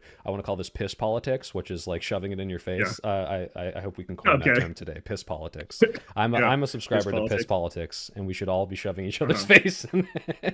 Yes. Okay. I had one other thing that I really wanted to get to. Unless you have other topics to cover, I think this would be more beneficial to me and no one in my audience, but screw them. I'm the main character. Okay. I'm a burgeoning, blossoming YouTuber was the word I was looking for. Mm. And I was wondering what advice you could give to me as I try to expand my channel, as I try to make this a career, and as I try to push better messaging, because you clearly have got it down. You're doing something right. And the first thing I'll ask, just to narrow it down for you, is, because I ask everyone this now, should I make a Discord? Because everyone keeps telling me to, and I really think it's a terrible idea. I mean, I have a Discord. I don't really know much about how Discord works, as we have learned As we this afternoon. discovered, yes. Oh, I mean, real quick, my chat's I asking if they can ask questions. Yeah, you guys, if you ask questions, I'll try to address those at the end. But go ahead. yeah. Sorry, JJ. I mean, I like using my Discord for one reason and one reason only. I mean, other than providing a sort of community for people that want to engage in Discord. I mean, I think it's good to just offer these things if people want these things, right? I mean, I'm not very engaged in it because I'm too much of a boomer, but I do use my Discord once a week to preview my videos, and then my audience kind of help me find typos or editing mistakes, which is Oh. often very useful. So right? you show them and a week early, and it's like your focus group, if you will. Like they'd be like, hey, like yeah, this not a couple. week early. I'm not that on top of it. I show it to Okay. them like a few hours before I'm planning on posting it, so that they can Okay. just, because they know it now. It's kind of like it's like my, because I always post on like Sunday, so it's sort of like my Sunday morning ritual. Oh, Oh, hey guys, it's JJ, and here's the video. Can you guys help me out? And then they watch it and they enjoy it. It's like, it's kind of like a fun tradition, and they get into it, right? that's So it's cool. like that's like a modest use of what I've found Discord to be helpful for. But there's people that are more into Discord, Yeah. people younger than myself who might like to chat. But it's like, I Yes. guess the thing is, like, if it's the same with like Patreon or any of these kinds of things. If you're gonna have these things, at least have a strategy for what you want to do with them. Hmm. Like, don't just use them idly, or people might resent you for it. But Yeah, well, I don't want to do if it you've because got a I've seen the vision, kind of communities they form, the parasocial relationships, and the like. yeah, The worst thing I've seen from these discords is that people that are struggling and who are lonely and who need an outlet will use it as a crutch to prevent them from going out and like really changing their life.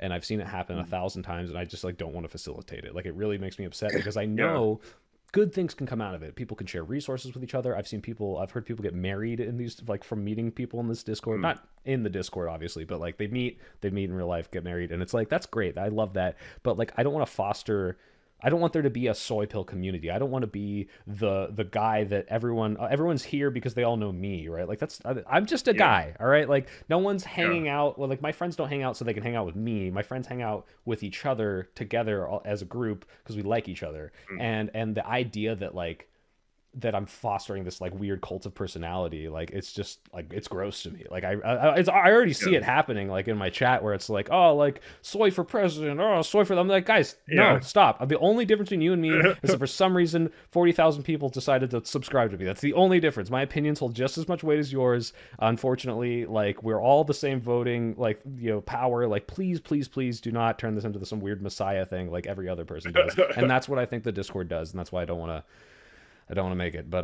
No, it's yeah. it's fine. Like I don't want to have a Reddit, a subreddit for that reason. Like Mm. I just find Reddit people to be like, I don't know, awful in some ways, and I so I'm just like afraid of that whole scene. And I've told people, like, when people have tried to start Reddit subreddits for me, I'm like, no, JJ, your king decree that this must not exist, right? Someone If you already want did that to, for me, and I'm like, I don't know you about should just this. tell them. Well, okay, here's You what I'll should say say, is like, like this is I'm not yeah, affiliated. Not only am I not affiliated with this, I disavow everything posted on here, even if it's good about me. yeah. I disavow. Don't No. touch it. Like, yeah.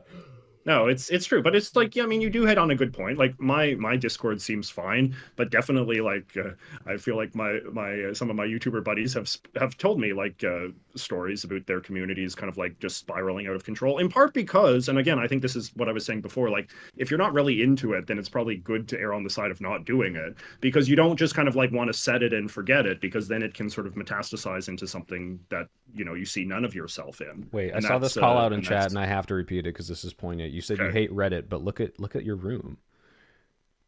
Just like Wait, your wait, room is so I Reddit. don't You've I got all don't the figurines and the Nintendo. I like it. Don't get me wrong, but it's very Reddit.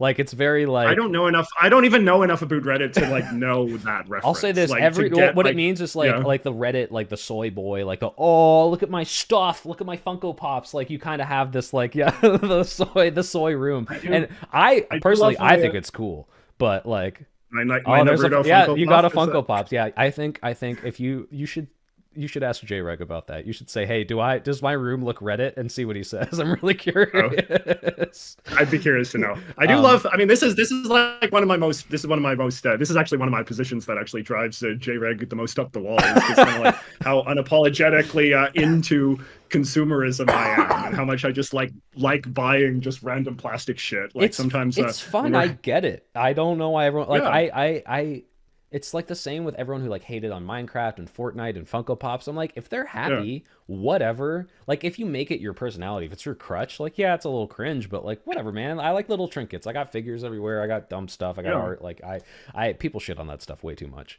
Oh yeah, It's part of our culture, right? people are telling You me to know. show you. Oh, you've got some. I've got Trump Duck. I don't know if you've seen this one. Oh I yeah, got I've that seen at the that. Yeah, Trump yeah, yeah. Trump rally, but yeah, I've got all sorts of dumb crap lying around. So I have I have the lib Rosie the Riveter I thought those were duck. breasts for a second, or are they? Is Oh she flexing or is she breasting? What is yeah, that? she's doing the the thing from the poster. Oh God. Okay, I thought it was a Howard the Duck Yeah. situation. I was looking at duck boobs, but No, no, no. um, okay, cool. I think I respect that you respect my opinion not to make a Discord, and that's good. I think you Yeah, see my hesitancy. Would you be open to me asking some questions? I saw some people wanted to ask you some things in chat. Are you open to that? Or of obviously you don't have course, to of answer any of course. these Bring it questions. on. I saw No, for sure. one that was repeated, and it's what do you think about the well? First, hold on. Super chats gets priority. They give me money. He said, Yeah, of Ezra, thank course. you, Ezra, for the $5. Love both your channels. Unexpected but welcome crossover. Your videos are great, Soy Pill, Oh. and you're definitely going to blow up soon. Thank you so much. And the other one, Emperor Tiger Star, says, I hate when people call Reddit a forum. It's not. Isn't it a forum? I guess the only difference is a I don't know. forum doesn't have upvotes. I think like I really do miss that Wild Yeah, West internet where it was just like, hey, like you can just see whatever the next person posted. And I think the only thing that's really like that anymore is like 4chan, which is sad because it's full of crazy people, but like yeah. it still has that charm. So the question though for you was what is your thoughts on the whole like groomer narrative coming from the Republicans and how they're kind of like demonizing the LGBT community? And there's even like a split between like the trans community and the gay community within the Republican Party, where they're like, oh, like Yeah, we're the good LGBTs or LGBs, I guess, and they're cutting off the T or yeah, trying to, which is I think yeah, not going to end well for them because they're going to overturn Obergefell. So like, yeah. I don't know. What are your thoughts on that? No, I mean it's bad, it's abhorrent, like I'm a gay man myself, so obviously I feel like very sort of personally attacked when sort of any sort of oh, you've got one of those? I've got one of those too. Oh yeah, no, I got a super Hold chat on. from Cody Moon who always tells me to put the hat on. So, Are we oh putting hell are yeah, we yes, yes. Can we both spin them? are we Go doing ahead. our of course. Oh, we're the goodest boys. Let's go. We're the goodest boys, yo. Cody's $5 is No, going so far right now. Thank you, Cody. is this is one of your Cody Moon is a patented specific bits? chatter who will like frequently donate $5 and ask me to spin the hat. Like it's just like the only Oh. thing that like I am asked to do, and I'm like I can't say no. You gave me $5, so sorry. You were saying something serious about No. how your livelihood was Yeah, on the no, that's line. this is why I had to take off the hat because I don't want to be talking about sort of my rights as a gay man Should I while I'm take wearing mine this. off too? Like as an ally, do I? Can I? Should I? Sure. Okay, yeah. I don't know. It's up to you. It's your show.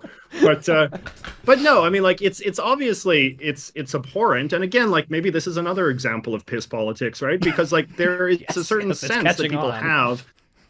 There's a certain sense that I think some sort of MAGA people have, particularly I think someone like the Joe Rogan types, who are themselves like quite sort of socially liberal or libertarian or kind of live and let live and aren't that bothered by this kind of stuff. Like, I think it's important for people to be aware of the degree that the Republican Party, that the MAGA movement is still a very, very explicitly Christian evangelical movement that is very obsessed with enforcing like aggressively traditional Christian notions of sexual propriety, Yeah. which includes that, like, no gay people, no trans people, no gay marriage, no sexual diversity of any sort, no gender diversity of any sort, right? Like, just like really, really heavy handed stuff. And then, yeah, like the constant sort of like whisper campaigns that anybody who is sort of sexually or gender diverse is like some sort of creepy pedophile perverted like molester, right? Like Yeah. it's really like gross. And I think that it's not what I even think most sort of like center right people think, and they definitely don't want to think that about their own movement, that Yeah, it I don't is even think still most sort of conservatives think it. I agree. Like no, even no. like the more far right people I know who are like I would say even like anti-gay are at the very least only that because they're just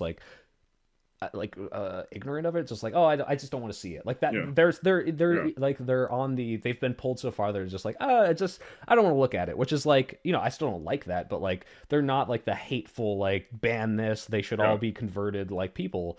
And somehow they're kind of throwing their weight in with the people who are in power who are still stuck like 40 years ago. They're like, yeah, no, we're getting rid of all yeah, of this, like this is gone yeah, now. So yeah. yeah, like what do you But I mean, yeah.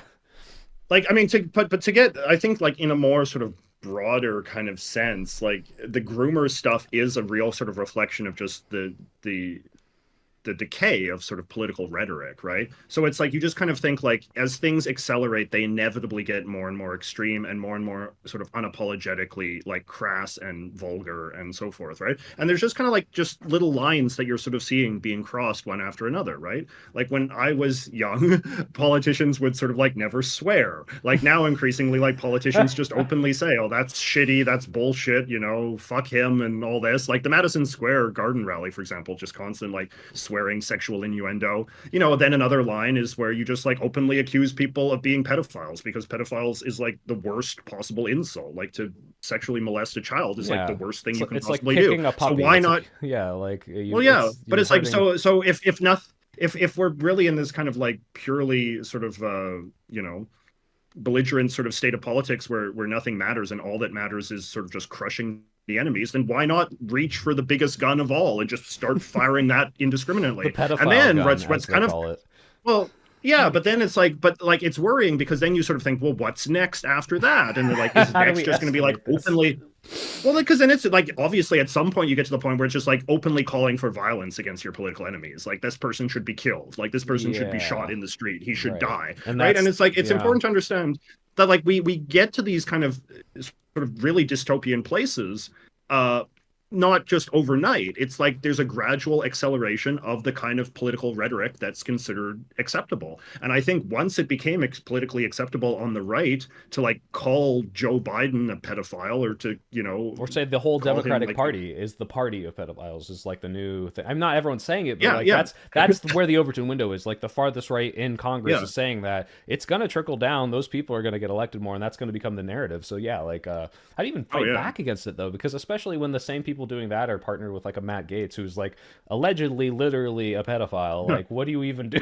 It's like okay, but you're literally trafficking a 17-year-old. Like what is this? Well, I I mean, like yeah, you I could think say I think like like you can't.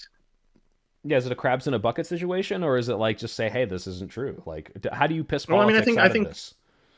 well, I think just like it's another example of where people need to be held aggressively accountable for this. Like if Marjorie Taylor Greene just kind of like, sends off a meme that implies Biden's a pedophile or whatever, like that should be like the question that she is asked for the rest of her political career, Piss right? Like politics. there's Let's just, go. Shove her face yeah, in it. it's like well, it's like, yeah, because like this is the thing, right? It's like, and definitely like a lot of right wing sort of MAGA politics these days is always kind of like playing with this kind of stuff, and oh, it's all a joke and it's just ironic, and we're just, it's like the Elon thing with the Nazi salute, and I'm sure you saw that there was that Catholic priest who does the Nazi salute, and then this But like they actually woman fired who him. They held him accountable for it. It's like, they yeah, held, and that's good, yeah, and that's do good, that. right?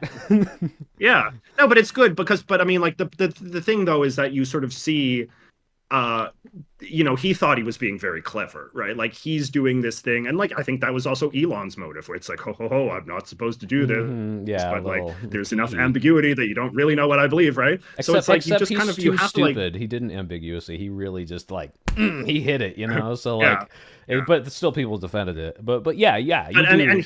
yeah, Sorry. they have this pretense that like it's all being sort of done in good fun and all the rest of it. And so like that system breaks down the moment that you choose to, just kind of take it very seriously and not let them get away with it as just all in good fun. And just, it's like what you were saying, the woman on the CNN panel, where it's like, okay, if it's all in good fun, do it right now for us. Like let's see, Yeah. like, so It's, I like how do that you do kind of that though when stuff. the president's jokingly saying we should annex an entire country, you know? Like what do we Well, like I was asked about this the other day, and it's like, okay, fine. So what are you doing, Mr. President? Annexing Canada? How's that going? Are you making calls to the Canadian Parliament? Which politicians are on side? Is there a yeah, bill before Congress about like the Annexation of Canada Act? You know, same with describe like me the Vice path President Vance. forward. Yeah. Yeah, it's like, or it's like Marco Rubio, you know, the great distinguished Secretary of State. It's like, okay, Secretary Rubio, how is this diplomatic initiative going? And it is government policy to annex the Dominion of Canada and make it the 51st state. How is that going? What phone calls have you been making to the foreign minister? Right, like you can like just not let people get away with saying stupid shit and just thinking that it's all going to roll over because we only take this administration like semi seriously or only take them what is the line, you know, we take them seriously but not literally. No, like maybe we should do both, take Yeah. them seriously and literally, right? Oh, I like it. I like this strategy. Okay, that's good. That doesn't just speak to the groomer thing. That really does speak to all of it, and I hope that is something that people start adopting. But I'm gonna push it. I'm gonna push piss politics into everyone's face. I got a couple more chats here. Zane Rossler, $5. Right. Thank you so much. Just got into you, soy. Watched JJ for years. Love your videos. I do want to comment on that. You followed me on Twitter. I was like, oh, everyone's been talking about this guy. I should reach out. And I was like, I've never seen any of his stuff. And then I started watching the videos you sent me, and I'm like, I recognize this. And then I go back to my Yes. like history, and it's like 7 years ago I watched like your Simpsons video, and I'm like, I fucking love this. Why didn't I Oh. subscribe? And I just think it's so funny that technically I have also watched JJ for years. I just didn't know it. But yeah, Mm. everyone go check out all of JJ's pop culture stuff. It's great. I loved your Mandela Effect video and your Simpsons Oh. does not predict the future video because they are like the Oh. epitome of yeah, hey, stupid, like this is so fucking obvious Facebook tier bullshit, and like you're falling for just like caveman like ideology. Like you just think about this for Yes. two Yes. seconds, and people do it to me. People go back to my Trump predictions video about like the future, and they're like, wow, this aged like wine. Like you got everything right. I'm like, I just listened to what he said. Like this is the same thing back then. I'm not predicting any of this. I'm not, like Simpsons didn't predict the cultural zeitgeist of 2020. Just everything's bullshit, and it hasn't changed. Like it's the same stuff over and over and over Yes. again. It's just unfortunate that people think I'm like some prophet when I say like, hey, Trump's going to pass tariffs and it's going to make prices go up when it's like he's saying he's going to do it, you know? But Yes. I appreciate the credit that they give me. Another one here from Film Nerdy. Thank you so much. 10 euros, I think. Hey, enjoy your work, Soy. JJ, in the UK, we have the Reform Party trying to outdo Mm. the Conservatives. It's being compared how it was in Canada. Is there anything we should learn from this? I mean, I don't know. I mean, we're two very different countries, and you know, the other than the fact that they have the same name, and I guess you know they're sort of running. They're both sort of like for people that don't know what he's talking about, right? So it's like in the 1990s, there was two sort of right of center parties in Canada. One was called the Reform Party, and one was called the Conservative. One was actually called the Progressive Conservative Party versus the Reform Party, and and then eventually the sort of like the Reform Party kind of conquered the Progressive Conservative Party, and then they merged into what we have now, which is the Conservative Party of Canada, which became a thing in 2003, Mhm. and that's now sort of the dominant sort of center right option in Great Britain. They have the Tory party, which has been around for like, you know, hundreds of years. And then they have sort of the Nigel Farage medicine show that has, UKIP, yeah. you know, yeah, which was the instigator of Brexit. And then it became UKIP, and then it became some other things. And now it's called Reform. And, you know, Nigel Farage is obviously like very much sort of like the Trump of Great Britain. And, you know, his popularity seems to be rising. And his big sort of political strategy is that, you know, his party is going to knock off the kind of weak and feckless Tory party that is now, I'm sure, completely not incidentally run by a black woman, which you know, some folks do not seem to care much for. And so I don't know, like maybe that's a strategy that's going to work for old Nigel Farage. Maybe his sort of populist sort of shtick will take some traction at a time when the Tory party is led by, you know, I don't know much about this woman. I don't know if she's considered a squish or whatnot, but you know, I don't know. But you know, but in Canada, the Reform Party was is just very different. Like the Reform Party of Canada was based on like this is even like too nerdy to even get into, but it's like it's just so like in sort of like late 80s, early 90s Canada, like there was a sense that like Western Canada was kind of being passed over and that there was too much economic power concentrated in like the axis of Toronto, Montreal, and Ottawa. And so like there was a kind of movement of sort of like conservative populism that was growing out of mostly sort of disillusioned Albertans and, you know, people from Saskatchewan and Manitoba and all that. And that kind of led a sort of reorganization of the Canadian political system in the long term that resulted in the West getting more power. It's just like it's too boring, right? It's like it's not analogous. Like you can't compare like 1980s Canada and all sort of like the weird To idiosyncratic geographic anxieties that defined politics in this country at that time with, modern post-Brexit 21st century Great Britain and all of the unique, anxieties that dominate Yeah. the politics of You that can make country, some like which I don't even sweeping know because I'm not British. generalizations about like, economic anxieties, maybe immigration, but like it's just like is the ultimate Yeah. utility of that should be like is there like something we can do about it that like is reflective of how we learned what happened in the past and probably not. It's too different. Yeah, I see what you're saying. Well, it's just like I don't know. There's because you see this a lot now when we talk about sort of politics or in the world,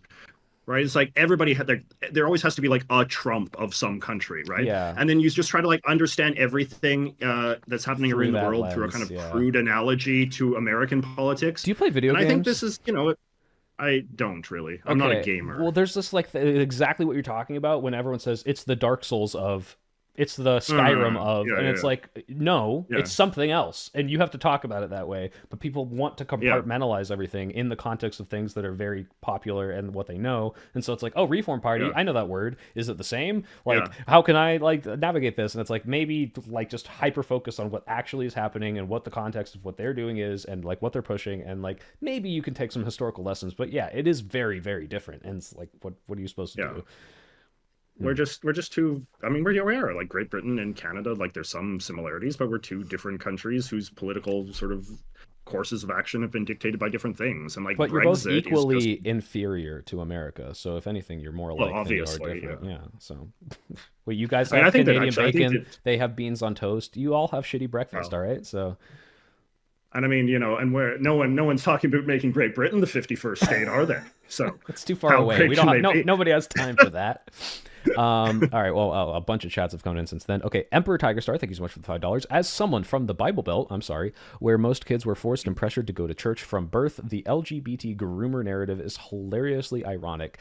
Yeah, I do see that a lot. Where I have a lot of friends in the South, in the Midwest, and they deal with all sorts of crazy like indoctrination and this like social pressure to not step out of line of the church, to not like be progressive, to not be gay, and I live in the most progressive area in California, and like I've seen like some outliers, but for the most part, like no one's pressuring anyone to be gay. No one's pressuring anyone to be trans. Like there's not this like the pressure to not be Republican is there for sure, but it's more of just this like, hey, like be whatever you want to be and this is okay and we're just letting you kind of know. It's a very like a hands-off approach I think in most cases, or at least that's what it was like when I was going through school.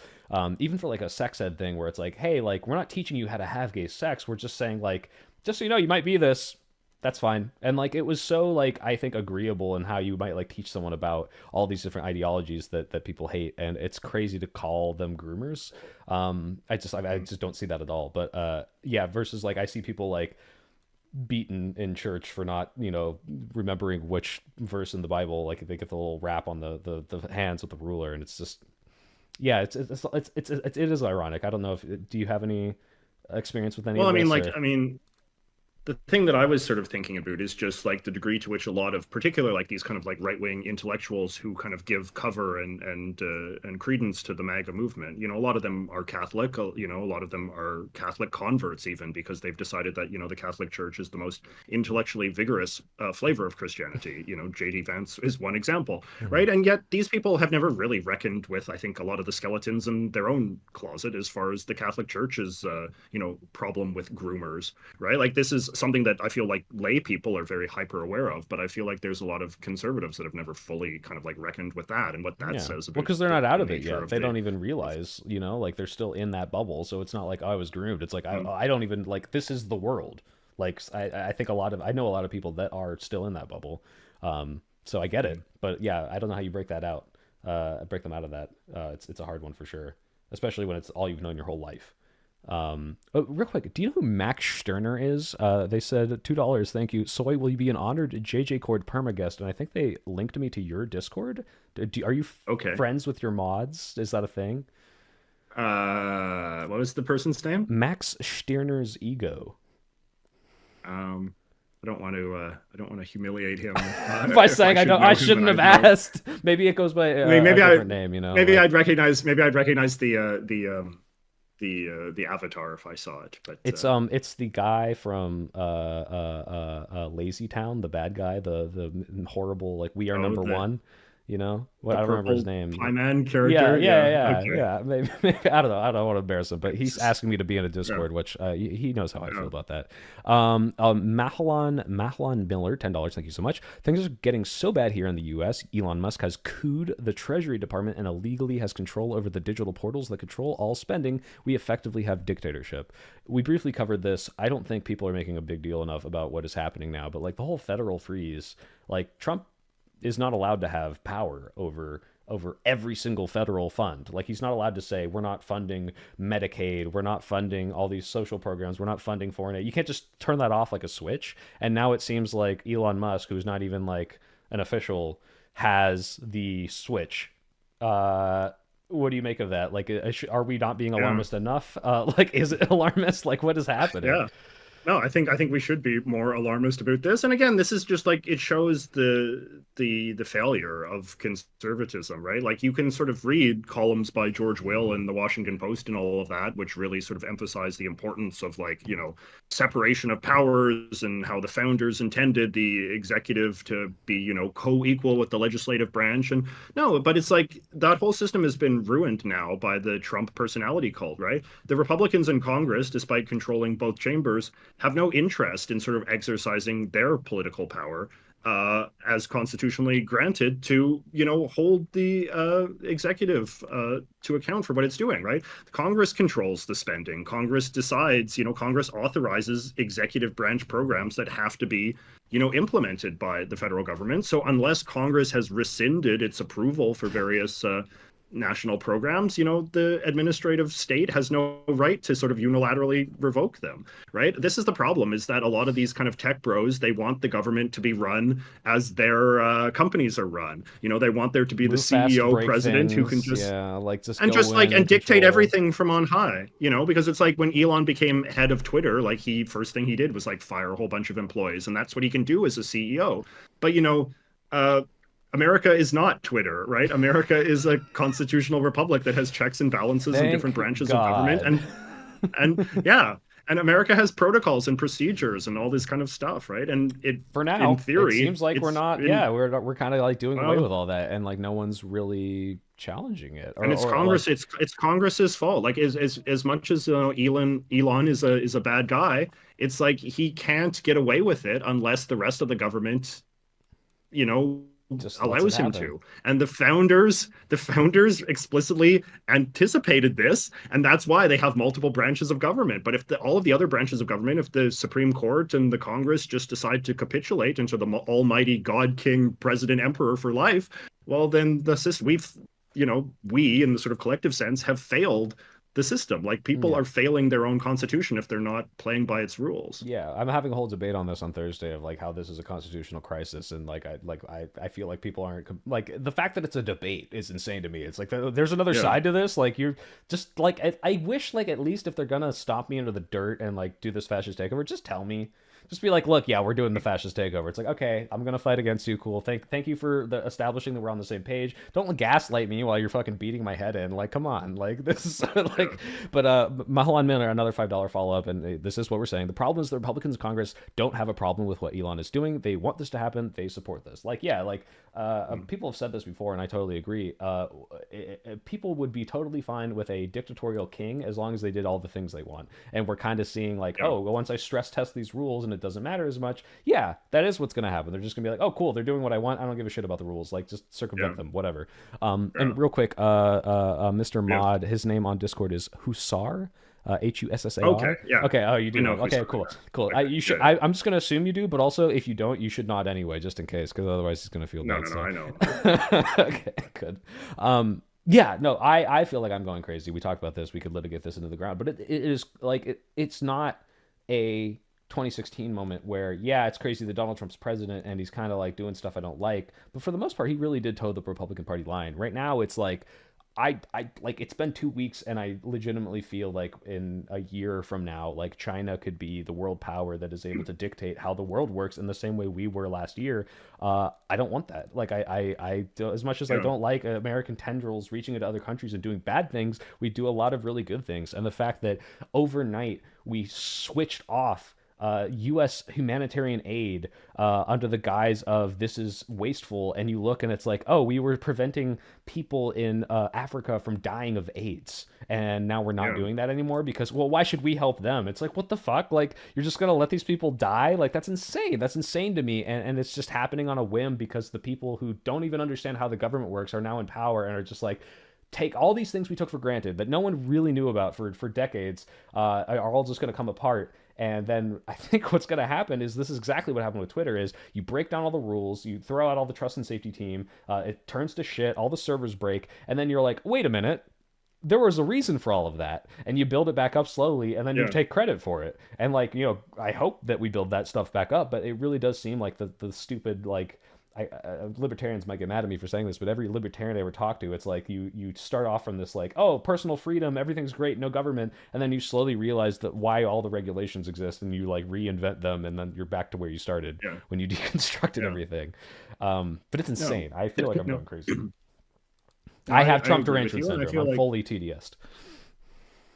no, I feel like, like this is, and when I at the beginning of the stream where I talked about my sort of like how I've evolved over my 40 years of life and how like my political opinions have sort of matured in some ways, and definitely one of them is I do think I have more respect for government as a sort of force of stability and order in the world, right? I think that when I was young, there was always this kind of temptation. I think a lot of conservatives have to kind of, and I think it's a very distinctly sort of American, of the broad sort of continental sense temptation of to kind of lean into the more libertarian side. And it's like, well, what is government for anyway? Who really needs government? It's just a bunch of bossy know-it-alls, and who cares, right? And that kind of stuff. And it's very easy to kind of lean that way because it makes a sort of instinctive sense, I suppose, if you're kind of ill-informed, as you are often when you're young, which is probably why libertarianism is so appealing to like 20-year-olds. Yeah. But like as you go on, you sort of realize that this thing that we call a civilization is a fragile thing, and it requires certain sort of foundational pillars to hold it up. And government and all of the different things that government does is an important one, and that you can't just kind of knock out one of those pillars and assume everything to be fine. It's the same with Yeah. like it's just the same with like just kind of like broad kind of I think like bourgeois norms and sort of sensibilities like manners and protocols and respect for procedure and order and tradition and these kinds of things, right?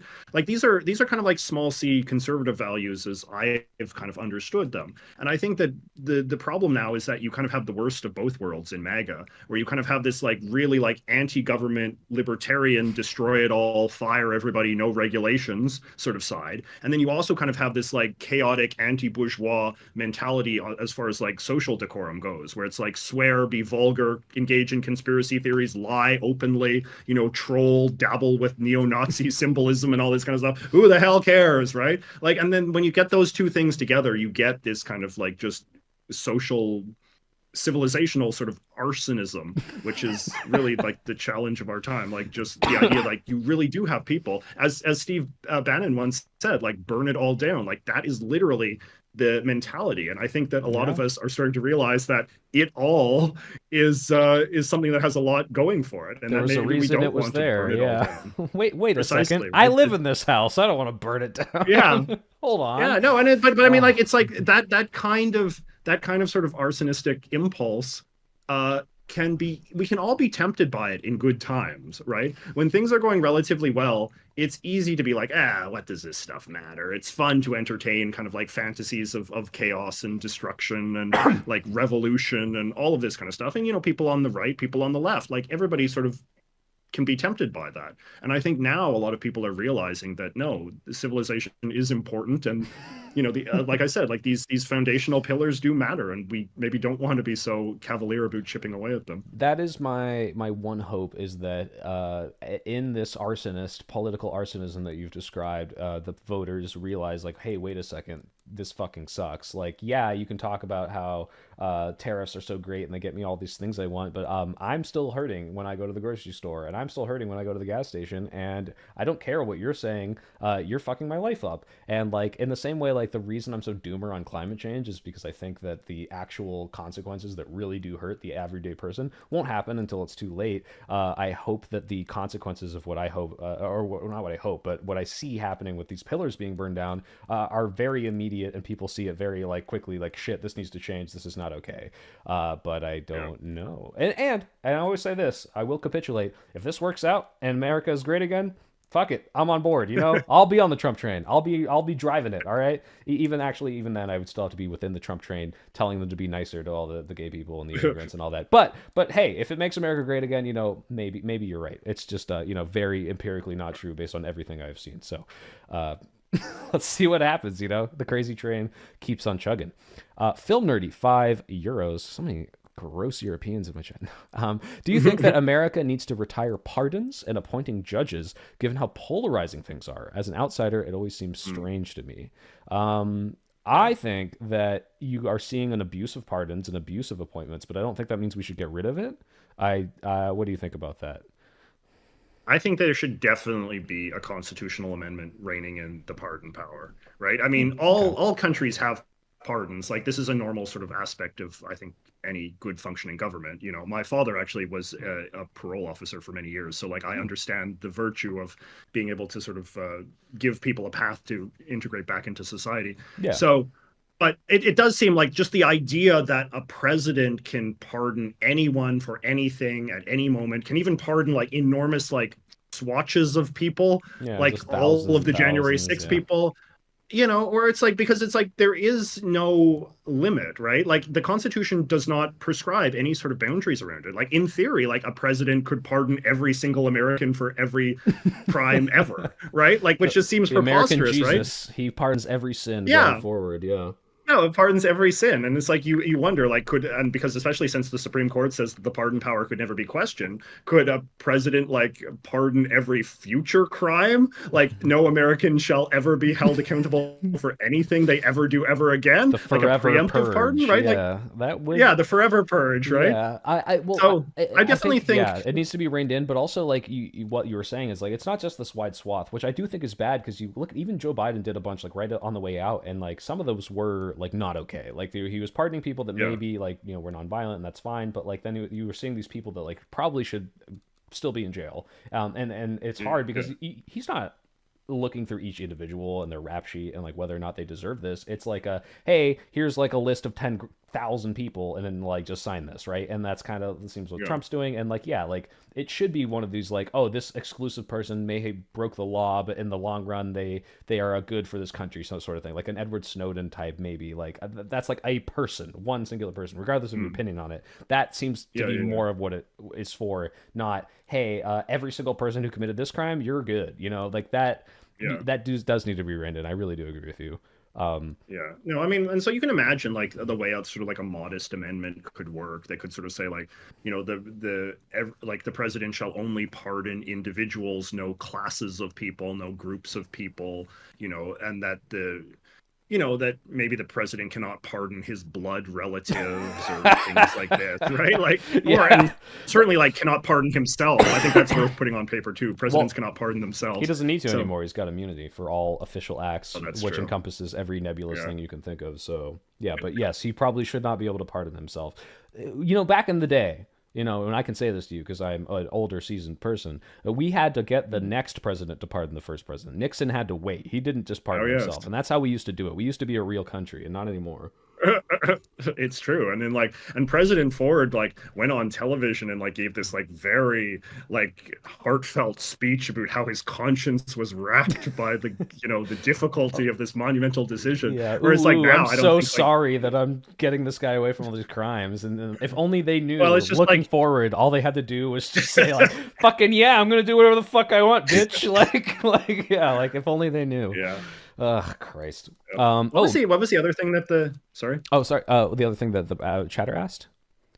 I feel like it was also judges being appointed, like how we're getting these like very partisan judges, these like loyalists being appointed. Where like I don't remember her name, but the one who kind of like threw out the documents case, which was like in my opinion was like very cut and dry. Oh yeah, like, this is like Eileen Cannon. Cannon, Judge Cannon, or like I mean even like it's hard to say this for sure, but like the Supreme Court really does seem like it's become incredibly partisan at this point, where it's kind of Yeah, I don't know if it always was, probably was, but like at this point, it's like, all right, you've appointed what, three judges now, and he's probably going to get yeah, four or five, and it's like, yeah. okay, so you have to rule on this case that decides whether or not this guy's essentially king, and he is the one who got you all this job. Like how what the fuck? Like, how are you supposed to be impartial here? Your wife, Alito's wife is literally like a QAnoner, like January 6er person. Yeah, Like Judge Thomas's wife, like might have helped orchestrate it. Like this, it's crazy. Like, and yeah. what do you do? Like, do you not appoint people anymore? Do you say the president doesn't have that power? Like, this is clearly a violation of what the Well, intention is. It's not a check and balance anymore. It's all a Trump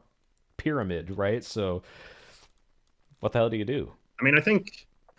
America actually, I think, has a better system of appointing judges than most countries do already, right? Okay. Like the fact that, like in Canada, for instance, the prime minister just gets to install whoever he wants as judges, and there's no oversight at all. Wow. Whereas Okay. in America, at least they have to go through these confirmation hearings and all that. Hmm. But again, it's just like it's a reflection of the abdication of Congress's responsibility. The founders can set up this brilliant system that has all these checks and balances, but if the Republicans in the Senate just feel like they're just going to blindly rubber stamp every judge that they put forward, no matter how unqualified or sort of scandal plagued they are, then it doesn't matter, Yeah, it right? doesn't Like matter the what the people are rules are if they're gonna bend them so much they might as well not exist. Yeah, there's not really like a new well. rule you can write at that point. But I think it would be. I think it would be good if there was a mandatory retirement age for Supreme Court that'd be judges, nice. as there I'd are like in that. Yeah. most states, right?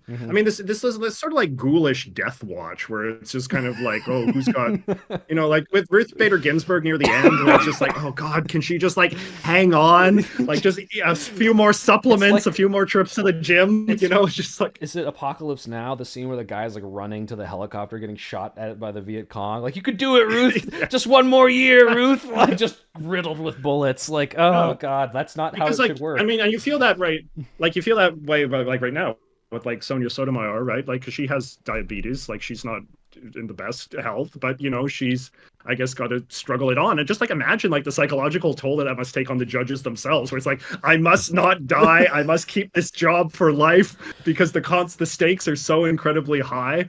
Yeah, Like that shouldn't be how it works. It's not. It it's shouldn't be this like death. no, Yeah, death watch, vultures circling them, and like as soon as they die, we get a 40-year appointment. It's insane. yeah, You're right. It should. Why not have them be terms? Because the whole point of it was like, hey, let's put these like I was gonna say grand wizards, but that's not the right word. You know what I mean? Like these wisdomful yeah, people yeah, that like like they're so wise and impartial, the Grand Council, and it's like, no, it's yes, just a bunch of people with opinions, just like you and me. yeah, And unfortunately, they're yeah, incredibly partisan sometimes, and you have to just deal with that and contend with that. So maybe they shouldn't be in power for 40 years. Maybe, maybe that should be the case. yeah.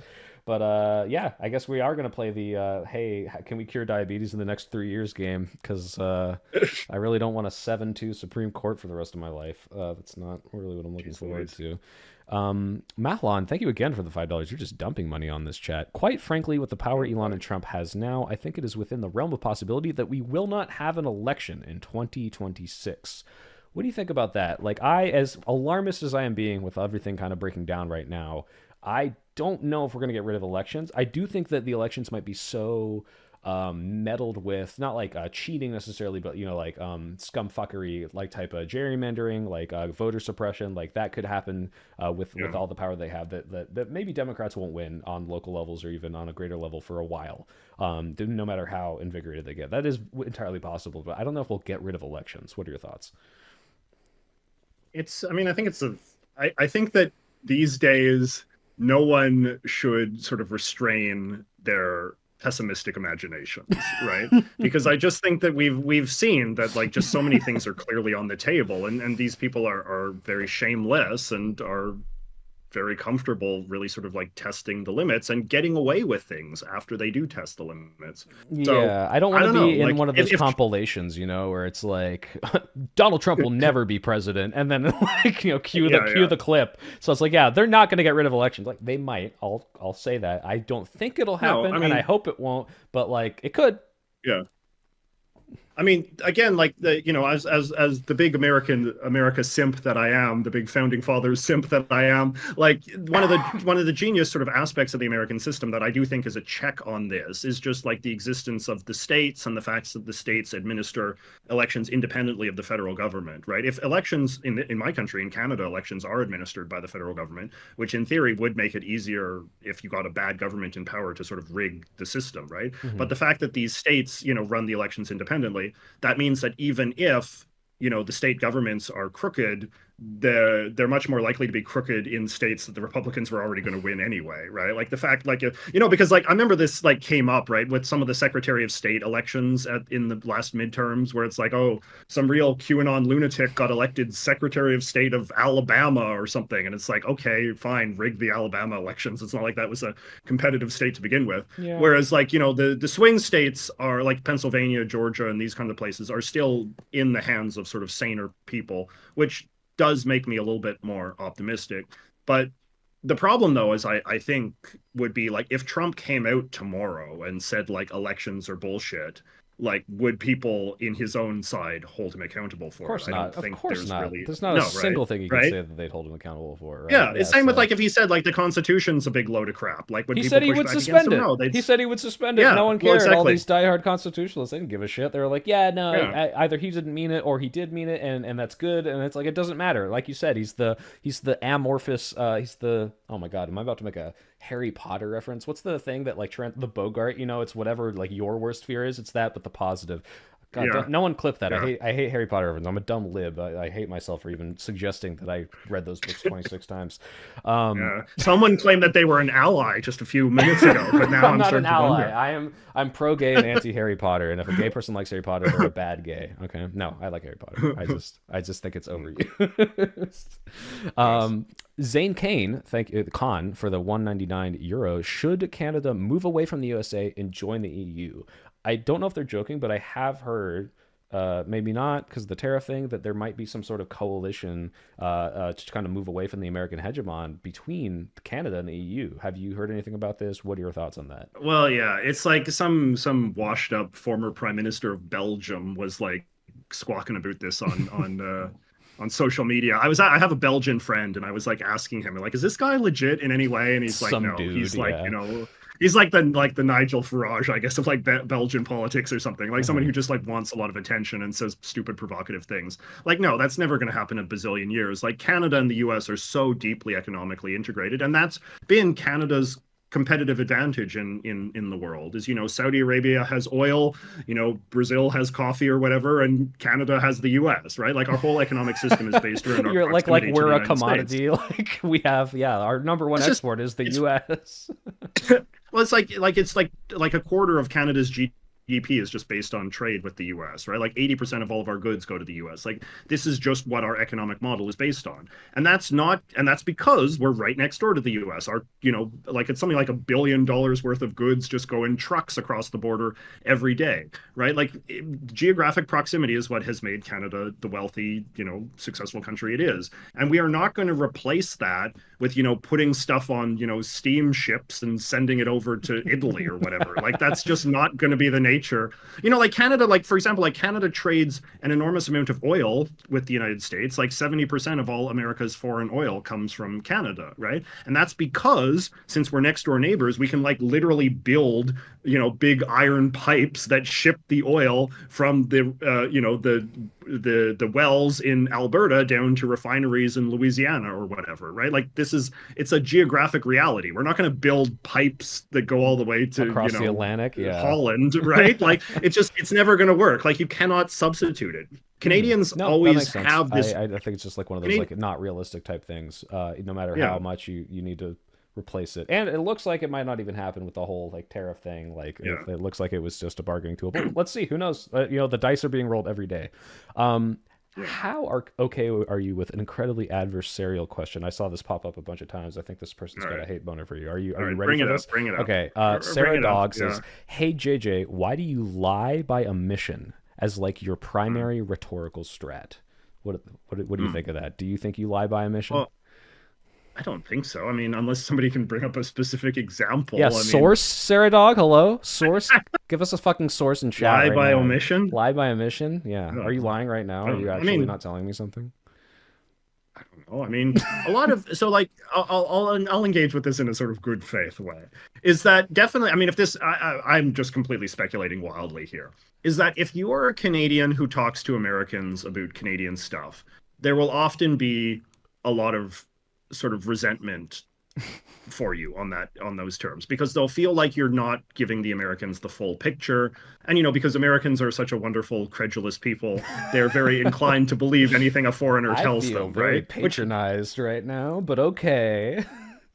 it's true though. I mean, like this is some like I mean, Americans have this stereotype of being these like arrogant know-it-alls, but I think if anything, it's kind of in the opposite direction. That I think Americans can be a little too credulous every time there's like an articulate foreigner telling them how things are, right? Americans are always like, oh, yeah, that's so true. Oh, so right. Oh, that's so interesting, right? And so Canadians, I think, can be a little sensitive. And sometimes people say this, like they say, like, oh, don't listen to J.J. McCullough, Americans. He's not a good representative of Canada. He's lying by omission, or he's only telling you half the story because he wants to, reinforce his understanding of the way that Canada is and Canadian politics are and all Hmm. that. So it's like, Yeah, so it's there's like a, you make your you whole know, like Canadian iceberg video, and someone takes malice with the fact that you portrayed something in a way that they think is dishonest, even though that's how you view Canada, and they're like, "Oh, he's pushing an agenda," where it's more just like, "No, this is literally yeah. just how I see the world. It's not a lie by omission. I'm just that's not I'm Well, not you." Like, is it more of like a that sort of you'll situation? Do never you think? I guess. I mean, you'll never satisfy everybody, right? And like, one man's sort of lie by omission is just another man's, kind of sense of what is worth knowing, right? It's like I try very hard to be as objective as I can. I try to present an accurate picture of everything I talk about. I try to, focus on what matters and leave out what doesn't matter. And obviously, not everybody can express every thought and every fact on every topic all of the time. To be a presenter of information requires sort of curating what you present. It requires making editorial decisions. Oh yeah. And I No, feel like I I'm generally, biased as hell, and I don't try to hide it. Like, yeah, I can try to be objective and realistic and listen to the other side, but like all these people are like, I really like your moderate take. I'm like, motherfucker, I'm so progressive. Like, I'm never gonna pretend to be some like moderate. Like I'm not gonna lie to you. Like, I despise so much of the politics on the other side. That doesn't mean I hate the people. I hate the things that happen from it, but I'm never going to tell you that I'm like some reasonable, rational, middle of the road voice because that's not who I am. yeah. And yeah, like I didn't get that vibe from watching your stuff that like I felt like you were lying to me. But hey, who knows? Maybe I'm gonna go read the Canadian Wikipedia page and everything you said was a total lie. Speaking of uncomfortable, first let's cap that off with Okay. a part two thing to say, hey Soy Pill, tell JJ I think he's hot. He thinks you're hot. So just to wrap up that little adversarial comment, really Beautiful. quickly. Speaking of piss politics, I really have to use the restroom. I've been drinking. Are you comfortable with me leaving me with your chat or leaving you with my chat? That's fine. Okay. Hold on. Let me load it up on the old because I'm not using YouTube right now, so I can't see the chat. But I will have to do that to be able to see what people are asking of me. Okay. Do you want me to send you a link right now? Okay, here we go. You got No, it? no, I see it. I see it right now. Okay, Okay, cool. I've got it on. Yep. Don't say Just any let me just turn it slurs. to mute. Don't yell at I anyone, won't. but everyone, I JJ won't. owns you for the next however long it takes me to go to the restroom. Okay. Let me take a gander here and see what people are yapping about. I appreciate that you guys have been sort of thoughtful and patient with me as this guest, as this interloper into your little world. But the problem is that I am such a boomer that I cannot figure out how to make anything work. So right now the YouTube thing is kind of crashing in a weird way and is not letting me see the chats. But okay, here we go. All right, let's see. So Cryptic Scriber says, JJ, will you do any videos on Australia and some interesting things that happen there politically? Probably not. I don't know a lot about Australian politics. I'm always a little sensitive about weighing into foreign politics just because I can't speak confidently enough. And I like to speak confidently about topics. And foreign politics, I mean, I guess I could try. I made a video about Indian politics once. Hold on, there's a super chat here from Maholon Miller, $10. Not to be too doomer, but we here in the US don't really get much of a say in our country during normal times. But especially during these times, they will ignore even a majority of They will ignore even a majority of angry citizens. Hmm. I don't know. I don't know if I necessarily believe that. I think that even Trump would be sensitive if he kind of really felt that there was a huge majority of Canadians or Americans against him. I mean, maybe he would be just delusional and just start lying his way out of it. But I do think that, public pressure matters in democracy, and I do think politicians are sensitive to whether or not they are being liked or not. This person says, does JJ McCullough think the president could ignore the Supreme Court if Congress is on their side? That seems scary, what the president of Andrew Jackson said. Well, I mean, I think that in some ways Trump doesn't really have to worry about this problem, because I do think the Supreme Court is on his side, and is not only on his side, but it's just like, as a matter of principle, committed to this idea that, presidents should be all powerful and basically get what they want and not have a lot of uppity judges telling them what they can and can't do. So I think that, the threat that the Supreme Court presents to Trump, to the point where we'd have to worry about, Trump ignoring a Supreme Court. I think if they say it was like a super liberal Supreme Court, then I do think that would be a very real and present danger, that you would have Trump just flat out saying, okay, go ahead, try to enforce it. This was actually something that JD Vance said in his previous life. He was like, on one of a podcast that he went on, he was saying, like, the Supreme Court says it, say, let them enforce it, right? And which is obviously a very dangerous thing to entertain. You're back. I am back. How was it? Did they treat you nicely? I was fine. Okay. I did my best. Apparently my roommate... The chat's going wild. Yeah? Okay, well, real quick, my roommate told me I missed a super chat, something about the UK, $10 from the UK, asking me, I can't find this yet. Oh no, I'm gonna feel so bad. Oh, here we go. No, I didn't.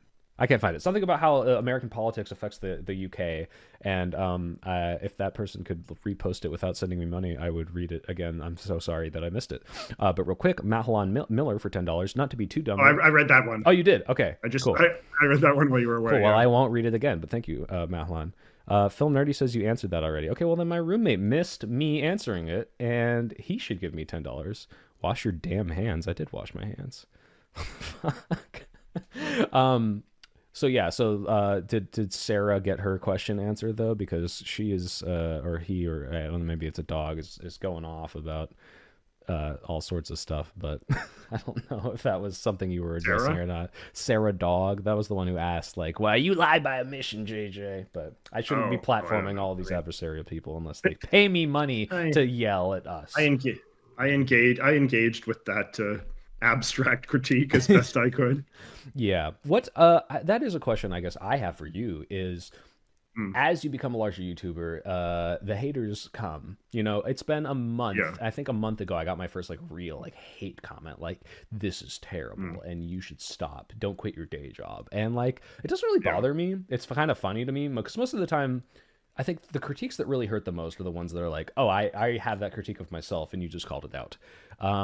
And I now read several thousand hate comments, and I'm just kind of like, whatever. But I hear so many people say, "Don't read those. It's going to destroy you." I don't know if it's because I'm just forged in the Call of Duty Modern Warfare lobbies, or if it's that legitimately these comments just aren't attacking what I have with myself as a problem. But how do you deal with negativity? Do you just ignore it completely? Do you let it shape kind of if it's constructive, how you go forward with that? What's your been experience? Yeah, I mean, I feel like, having done this for so long, and then before that having been in sort of TV news and journalism and all that, I've gotten a pretty thick skin. These comments don't really get at me that much. If somebody has a good faith criticism, I take it seriously. And even frankly, some of those really sort of biting comments, if they hit at a personal insecurity, I do try to learn from it. I try to be self-critical. If someone sort of criticizes me for making a mistake that I know in my heart I did make, then I will try to internalize that and improve going forward. But, if people are just mean and just dumb and just making fun of me, I'm not going to be bothered by that. You're just some rando moron on the internet, and I'm a big successful YouTuber, so I don't have to take flack from you, right? So see, I have the double-edged sword where I'm replying to all the comments, so I'm like, you're not just some random YouTuber. I try to put your opinion just as high as I'd hold my own, but your comment's really lame, and it's not telling me why I suck. suck. So I just reply to like Yes. all my hate comments with "I forgive you." I just say "I forgive you." You know, like it's okay. Like it's okay. Turn the other cheek. But oh, another super chat. Thank you very much. Cryptic Scriber with the fake Australian dollar reduce 15. Hypothetically, what are your thoughts on a Commonwealth in the style of the EU with broader powers and more official structures? Free trade, freedom of movement, a Commonwealth Parliament. I think, is this talking about Canada as this? Or I don't know if maybe they're extrapolating this to like multiple countries coming into this? Or do you kind of know what that Yeah, I is? mean, I think it's, I think, well, I mean, I'll just come out and say it. I think that's a dumb idea. I don't think that that is a good thing. I Yeah, mean, idiot. the Why'd you send us Commonwealth, money for that dumb question, stupid? Okay, sorry, go ahead.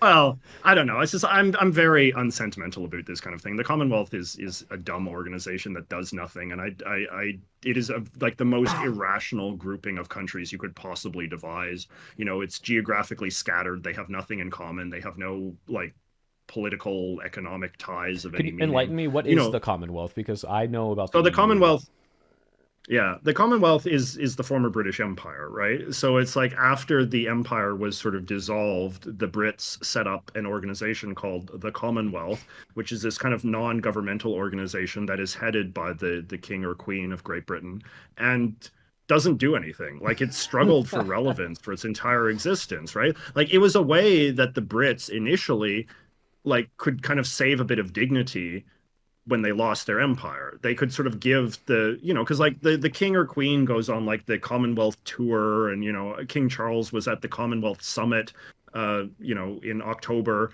where it's like all of the prime ministers of the different Commonwealth countries, which is, you know, everywhere from like India, Canada, you know, Sierra Leone, Belize, Papua New Guinea, just like this random assortment of countries that the Brits used to own. And they can all sort of gather and sort of say, we are the Commonwealth. And then King Charles can be like, look at our great Commonwealth family. I'm still relevant. this Right? is like Like, the so yeah. it's, You get the king and you put him in the room with like the fake Oval Office with the toys, and you're like, yeah, you're still yes. king. You're still king. Go ahead. It's fine. You still own them. It's Right. fine.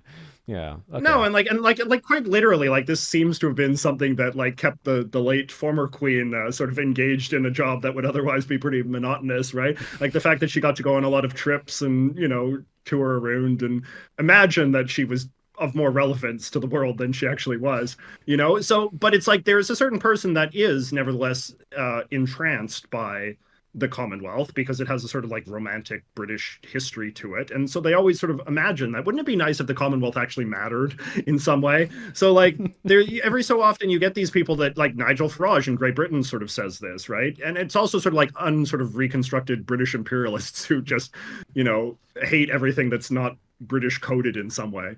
And so they imagine, like, oh, wouldn't it be nice if we did trade with the Commonwealth, or if there was free trade within the Commonwealth, or if Commonwealth citizens could kind of come and go and between their countries? But it's like there's no economically rational basis. Like, I don't know, like, why a Canadian politician should even spend like 3 seconds thinking about improving trade with, you know, Papua New uh, Guinea, Belize. Papua New Yeah. Guinea, right? There's just so many like vastly more important things that would matter vastly more to Canada than sort of indulging in this kind of cheap imperial nostalgia. Yeah, that makes sense to me because like when I lived in the EU for a while and I really enjoyed the like unrestricted travel and the like the agreements back and forth with trade and all that. It seemed Yeah, like it was a very beneficial thing. I know there are downsides where like you'll get these you know Greece or these countries that like don't have as much economic power and they kind of drag the euro down. I understand that like people have are upset a little bit of some of that globalization, but like it seemed to work really well, and that's why Brexit seems like a big misstep. But yeah, I agree. If these yeah. states don't border and they really don't have a lot to offer each other, and you've got like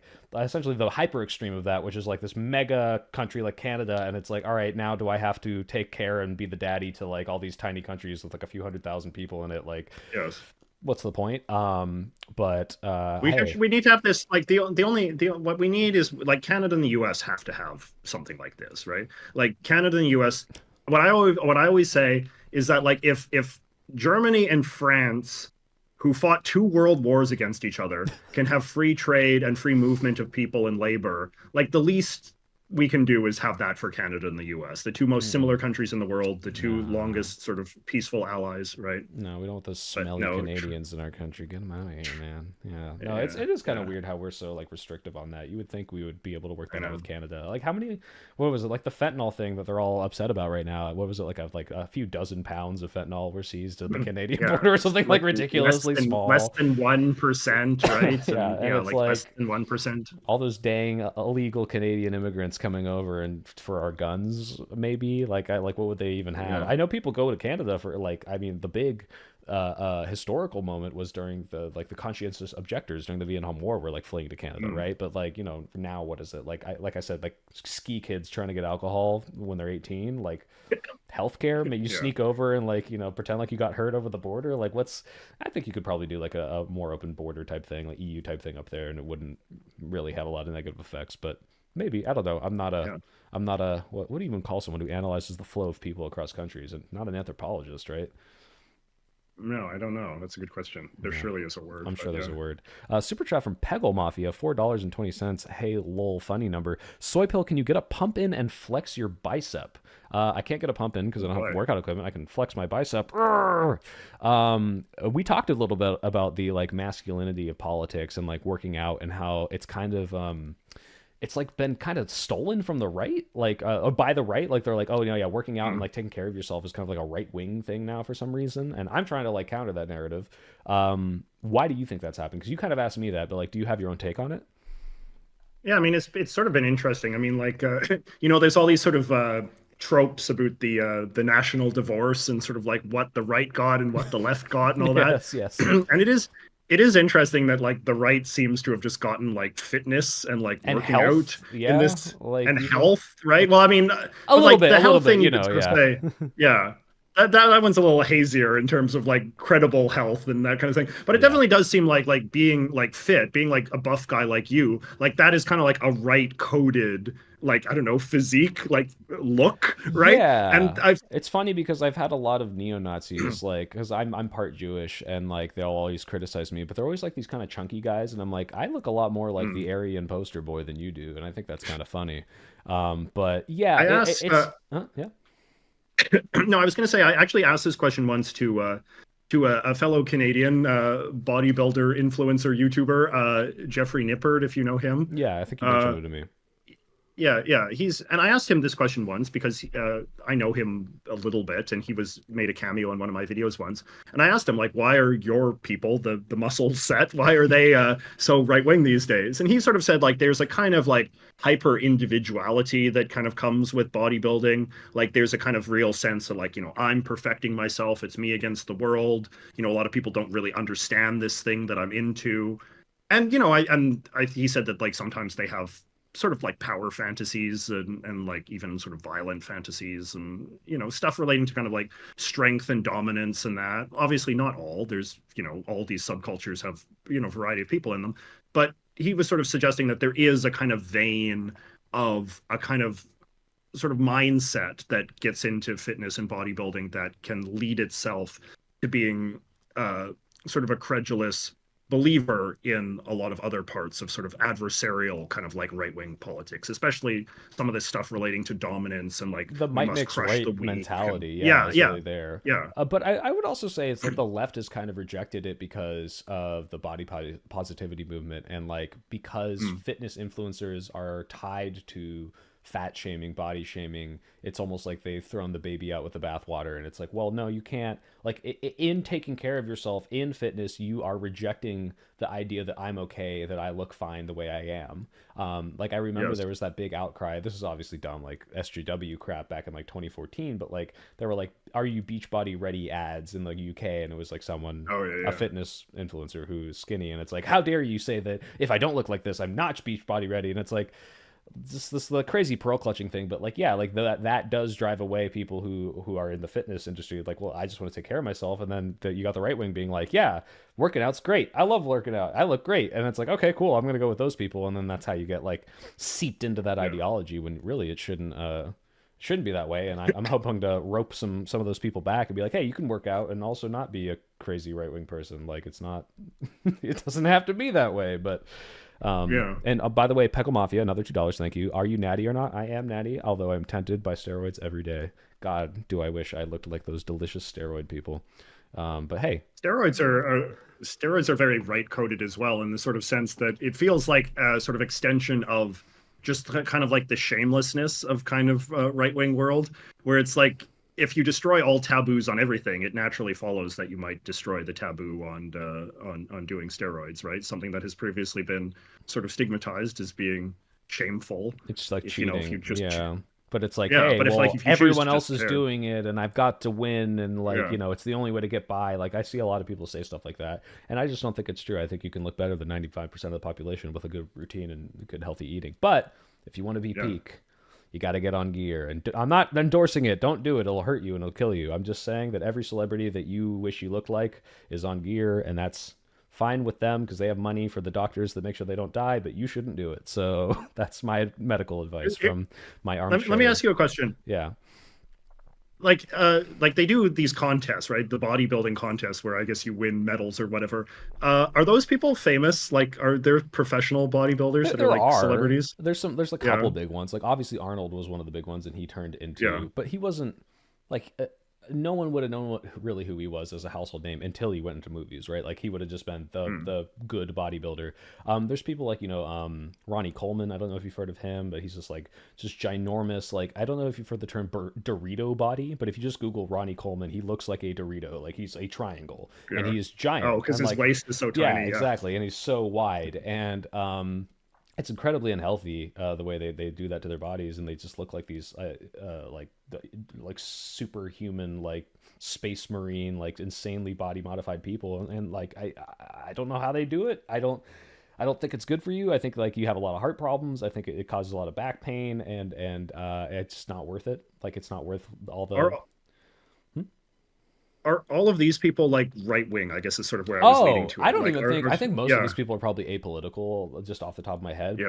But it's similar to the UFC crowd, where the UFC Hmm. is like a lot more of like not just the body, like working out and fitness, but also the dominance and the winning. And I don't know if you've ever watched like a UFC live stream or if you even care about it, but like I don't. But sometimes I'll catch one, and the chat is the most racist right wing crap you have ever seen in your life, because Yeah, that's the kind of place where I mean, Dana White is part of the Trump admin now, and yeah, and Joe yeah. Rogan is part of that community, and he does foster a lot. Like he didn't make a lot of his community right wing. A lot of his community was right wing because they came from the UFC community, and like that sort of like Hmm. masculine defeat your enemies. Like this is the natural place of where we are. It's beating each other in an octagon. Like that is right wing coded as shit. And I don't know as much as Yeah. bodybuilding. I would assume they're more right wing, but I don't get a lot of that from them. Hmm. But yeah. Oh, another super chat from Zane Kane. This is something you can add to too. This is 199 euros. By the way, if you have to go and this has been 2.5 No, I hours, don't. feel I'm free. fine. Okay.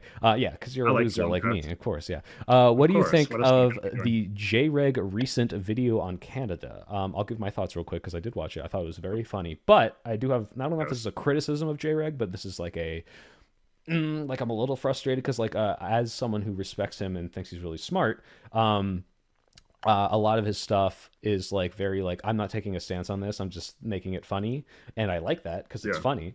But then I'm like, I wish you had a stance on it. Like I wish you used this platform to also push for things because I can tell like beyond the like 17 layers of irony there is a point, and he does have a position, but he doesn't really push it very hard, and that's his shtick, and that's fine. But like I almost wish he did. What do you think about that, or maybe specifically just that Oh, Canada video? I mean, I thought the Canada video was very funny. I really liked sort of the angle that he took at it, sort of being one of these samurai sword incel types with, Yeah. the top, and all The that hat kind of thing, tipping, right? yeah.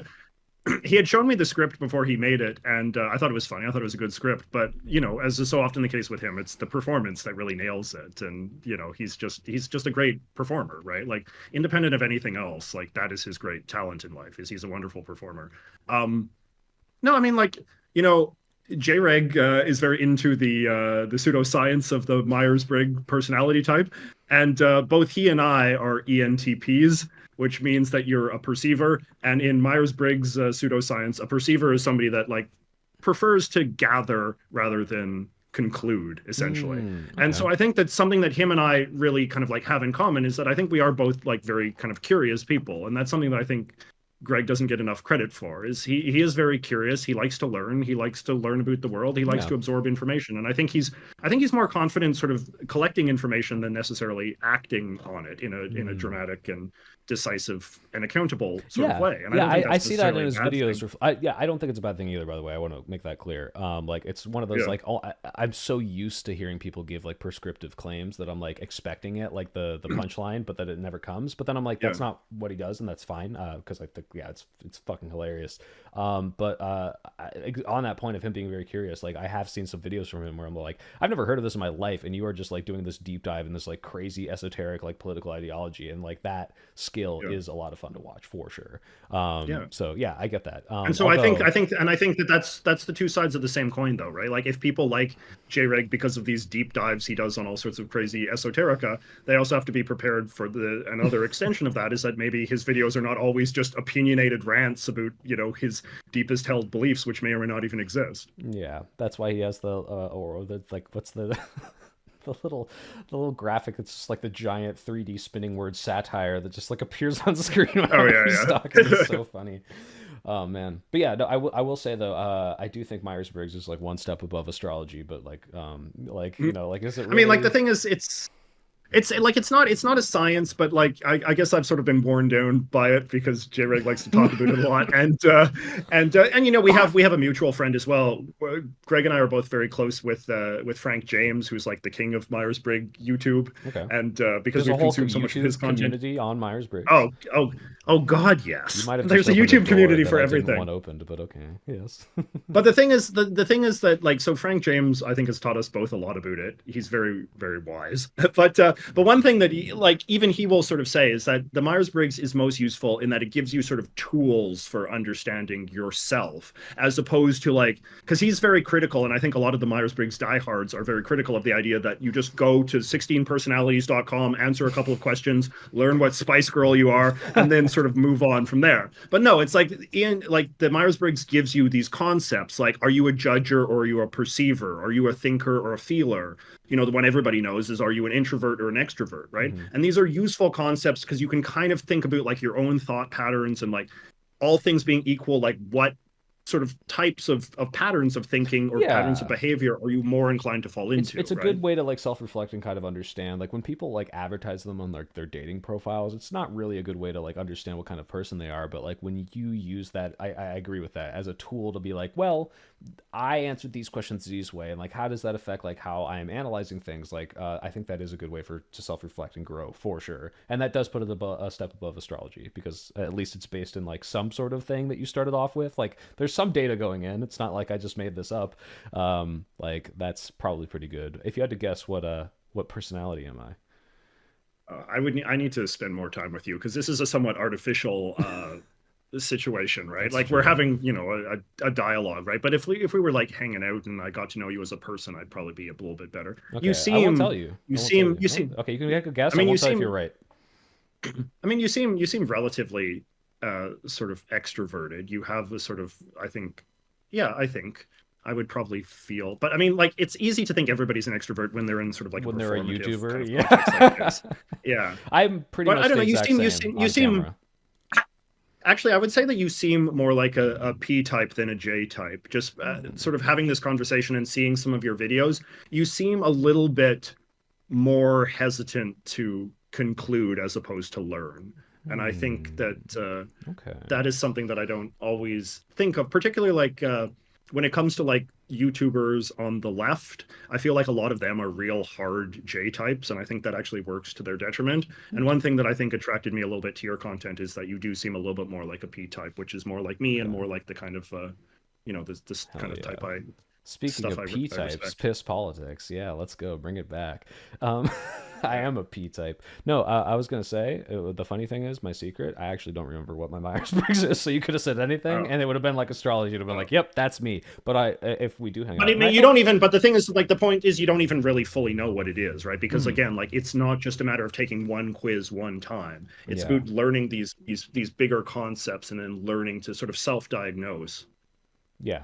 Oh, self-diagnosed. That's a dangerous word, but yes, I will try to. And Well, I'm curious because I do want to visit Canada, and JREG has invited me to the studio. Maybe I'll do a little Canadian tour. I'll come say hi to you. I'll come say hi to yeah, JREG. I thought you lived close. You guys are on the other side of the stupid big country. I don't know why. yeah. But then you can diagnose me with whatever Myers-Briggs disease I have. Fred Yes. Skull, thank you for the 4.99. Fitness equals personal responsibility equals toxic masculinity equals right coded. It's really annoying, and this is coming from a soy boy gym rat, by the way. Well, hello, fellow soy boy gym rat. I agree with that. I kind of the personal responsibility narrative from the right of the like, hey, take control, like it's the government's not your nanny, you need to pick yourself up, you're the only person who can change the situation. I think a lot of that mentality does go into people who work out. And on the other end, people who are like, oh, it's my genetics. Oh, I've got a thyroid condition. People who kind of make excuses. And don't get me wrong, there are legitimate excuses to not go to the gym. I know people who with chronic like medical conditions or they just like can't handle the like environment. But like that personal responsibility narrative does kind of feed into the working out narrative as well. And I think that a lot of the left does reject that to a degree. What are your thoughts? Mm. Well, one thing that popped into my mind when we were actually talking about JREG, which I'm glad I now have a chance to re-engage with, is Yes.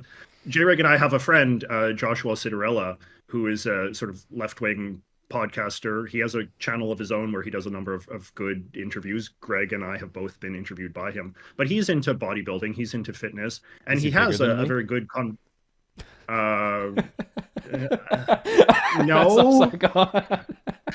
How could he be bigger than you?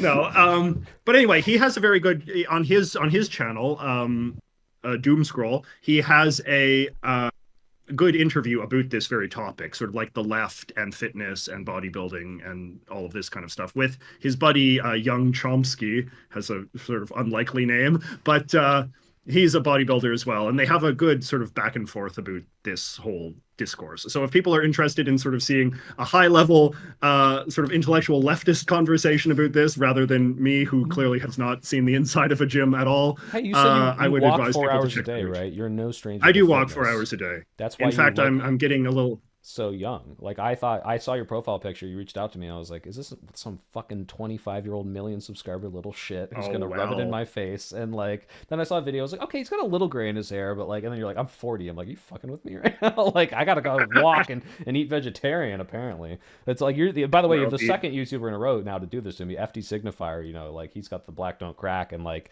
he like looks great. I'm like, how old are you? And he's in, I guess, his 40s also, or maybe late 30s. I'm like, god damn it, like I'm gonna look like I'm fucking 50 when I'm 30. Like this, like I gotta well, switch some stuff up, or at least I'll be buff and old the looking. But yeah, the lighting does do a lot of favors. Like I have a lot more gray hair than is picked up by the camera. mm. So a lot of times whenever I meet like a fan or something on the street in person, a very common comment You on my look physical old. appearance. No, no, not that narrowly. People always say that I'm taller than they think they are, than they think I will be, which is nice. That's a nice compliment. And then people also always say that I have more gray hair than they realized. How So tall are you? that's Can I fine. Are ask you? that? Am I allowed to know? I'm just like I'm like 5'11". I don't think I'm that tall, but I guess maybe I give Fair. off If short man anything, energy. you're no, yeah, you're a midget. If you're below 6 foot, you're a short king, as they say. So it's Is that over for so? you. I want to say it is over. You will never find love. Okay. All right. You will That's never tough but find. fair. Well, actually, wait, no, you're gay. It doesn't matter. Oh, sorry. This is only for Yeah. straight men. Excuse Oh me. yeah. But Yeah, yeah, of if you're below course. six Yeah, I foot, know. it's over. It's absolutely over. I'm also Are you, 5'11". how tall are you? I'm How five tall are like you? 10 3/4. Like it's like I. Oh, The only that's reason I fine. say that is because when I say I'm 5'10", people say no, you're not. You're too tall, and I'm like, okay, I guess I'm a little taller. But I also will say that I'm 5'8", so that people who are 5'8" look like they're lying, and it's really funny. But Is it true that it's easier for short people to become muscular than tall yes, people, or is that yes, just like yes. It's oh a yeah? various thing. So one is the proportions. It looks better when you're a little shorter, like you look a little more buff. But also, shorter people have like shorter arms and shorter legs. So like lifting a 400-pound deadlift when you're shorter, you don't have to go as far. more. So you can build up that strength and pull it up a little easier than you could if you were 6 foot, 7 foot tall. So yeah, they have a weirdly easier time. I've been called a gremlin sometimes because they're like, you buff little gremlin, you're short and it's so easy for you, Yeah. even though I'm 5'10". But yeah, like 5'2", like you see these Guatemalan guys in the gym and they're just killing it. They look great. Like they've got the perfect proportions. But then it's funny Mm. because you'll watch them on the stage, the bodybuilding stage you were talking about, and it's like, wow, that guy looks amazing. He's shredded. His proportions all good. And then a normal human being walks up who's like 5'6" and like makes them look like a pygmy, and it's just like, oh my god, like I did not even realize. Um, Mm.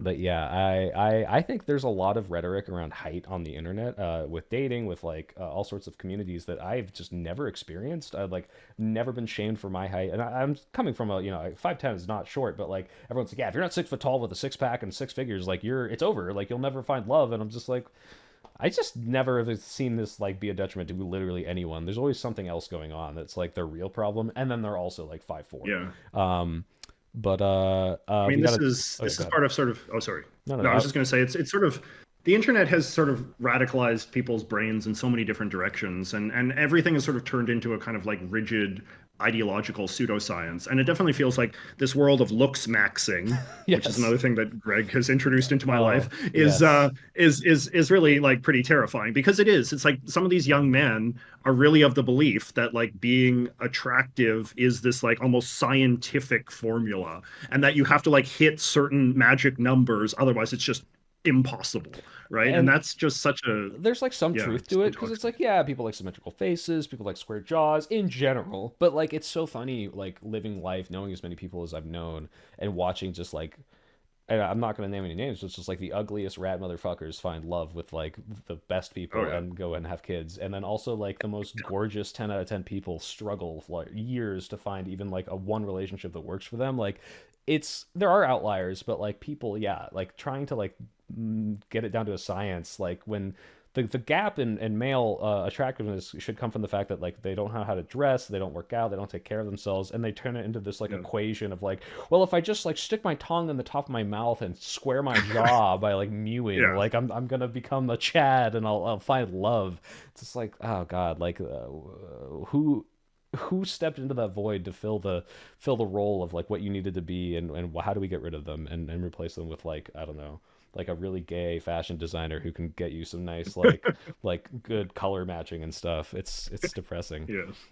But Peggle Mafia, thank you so much for the $2 again. Thoughts on Stupid Poll, JPEG Mafia, and Mike O'Tren? Do you know any of these names? This is all gibble garble to me. I'm assuming that at This is least, all gobbledygook. yeah, the last one I think might be fitness influencer. Maybe all of them are, because a tren is like a type of, I don't know if you've heard of that steroid, like trenlabite or No. tren or something. It's a thing that the meme in the workout community is like, how do I get to look like you? And it's eat well and tren hard, not train hard. It's like, yeah, like I'm on Oh. steroids essentially.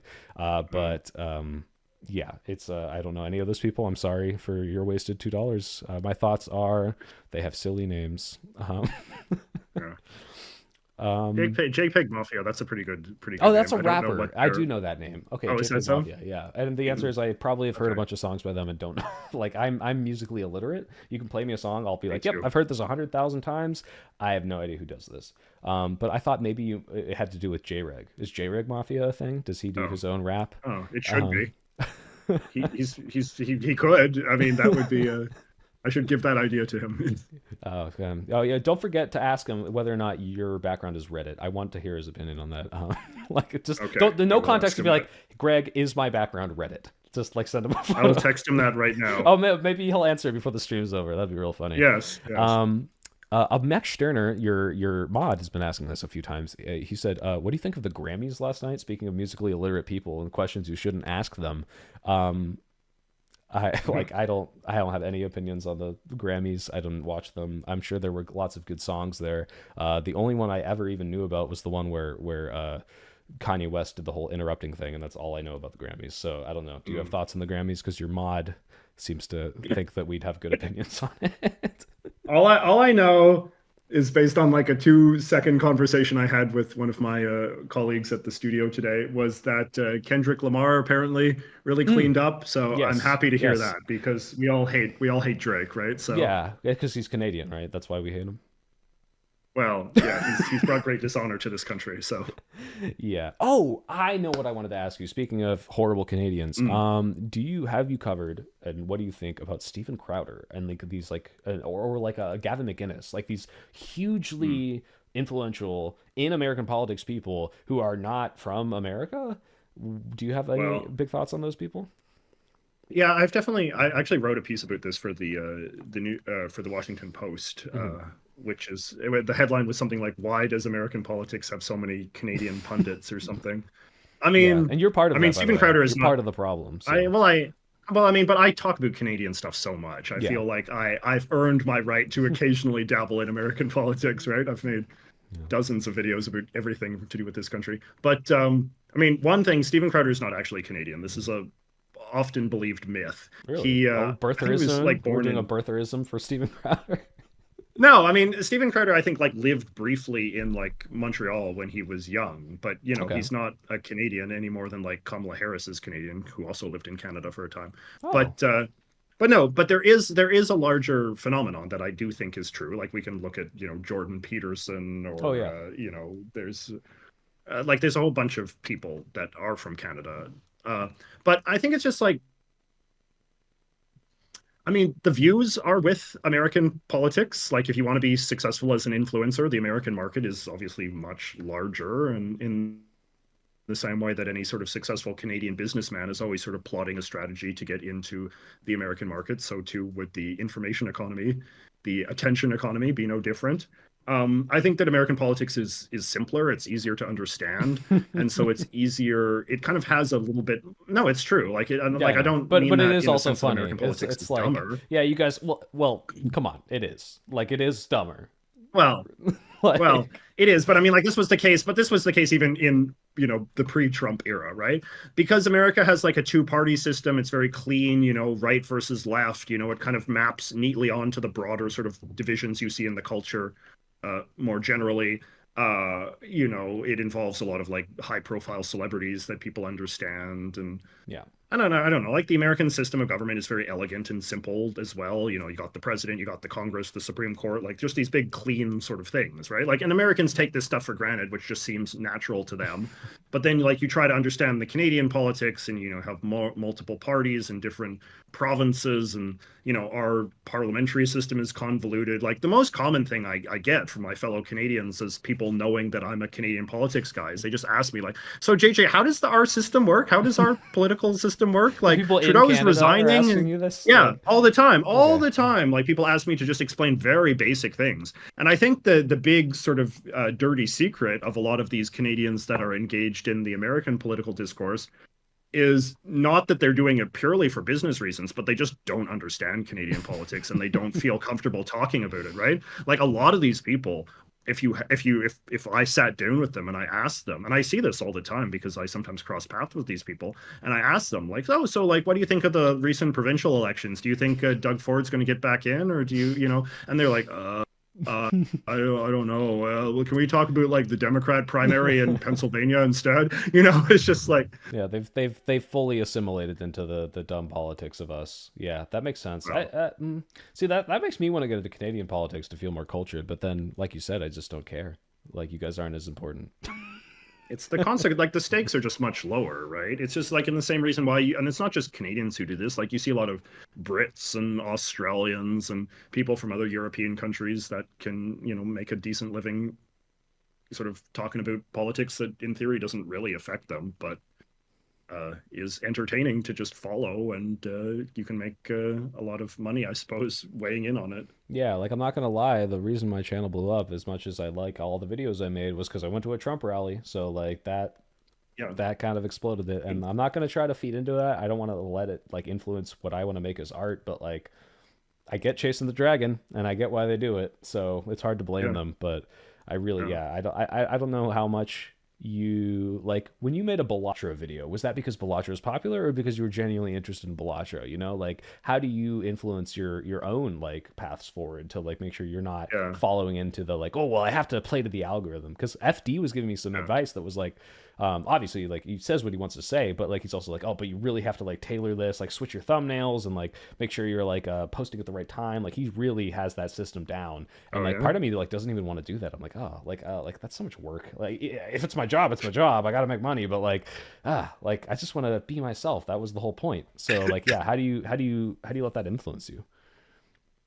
It's tough. I mean, because it's like I've been actually feeling this way like this week, in fact, because I make a video every week, and it's like, oh, the tariff thing is big in the news, and because people look to me to Mr. Canada, like, do I have to make a video on this? And it's like I don't really want to make a video about it. Like, I don't think I have much to say and enough for it to be video length, but you feel that pressure, right? Like it's in the headlines and gotta run. But I don't know. I guess you kind of have to have faith that that that you can make content that is good independent of just these kind of external pressures of the headlines and the algorithms and you know fads and all of this kind of stuff, right? So Yeah, a good I swimmer don't know. I mean, might go with the flow yeah, of the river. This is my bad analogy, but a strong yeah, swimmer okay, can swim through it no matter what, and you can be that yeah. strong swimmer. I Does mean, that it's make not to say sense? that, like, yeah, no, I get what you're saying, right? And I do think that's right. Like, that's kind of like the broad, sort of like moderate take, because, sometimes, not all the time, you have to be sensitive to these things without being completely captured by them.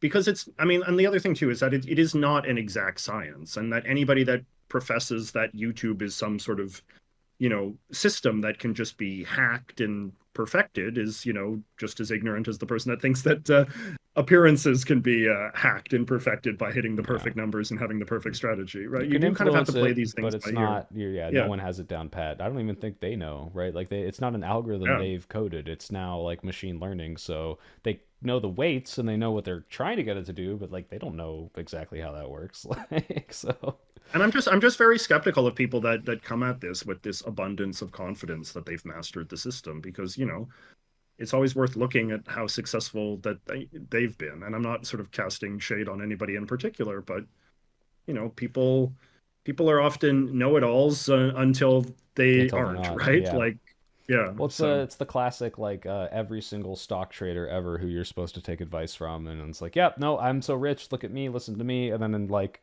it's the selection bias. You don't see them when they lose $100 million and disappear off the face of the earth. So, yeah. although I do subscribe to the Jim Cramer negative index fund and just do whatever the opposite of Jim Cramer's advice is, it actually works out pretty well. So, yeah.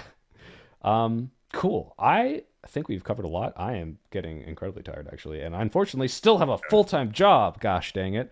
Oh my. But any I'm hungry and I need to eat some I need to eat some dinner, and I'm vegetarian sure you need food to and go eat one of your. walk 4 miles, you health nut. Yeah. Yeah. I mean, it's getting late, so I hope there's places that are still open, but it's fine. I need to Yes. get some walking in. Got to get my 2 hours, and I'm sure you need to eat your like 15th bodybuilder meal of the day, right? So Yes, we'll, exactly.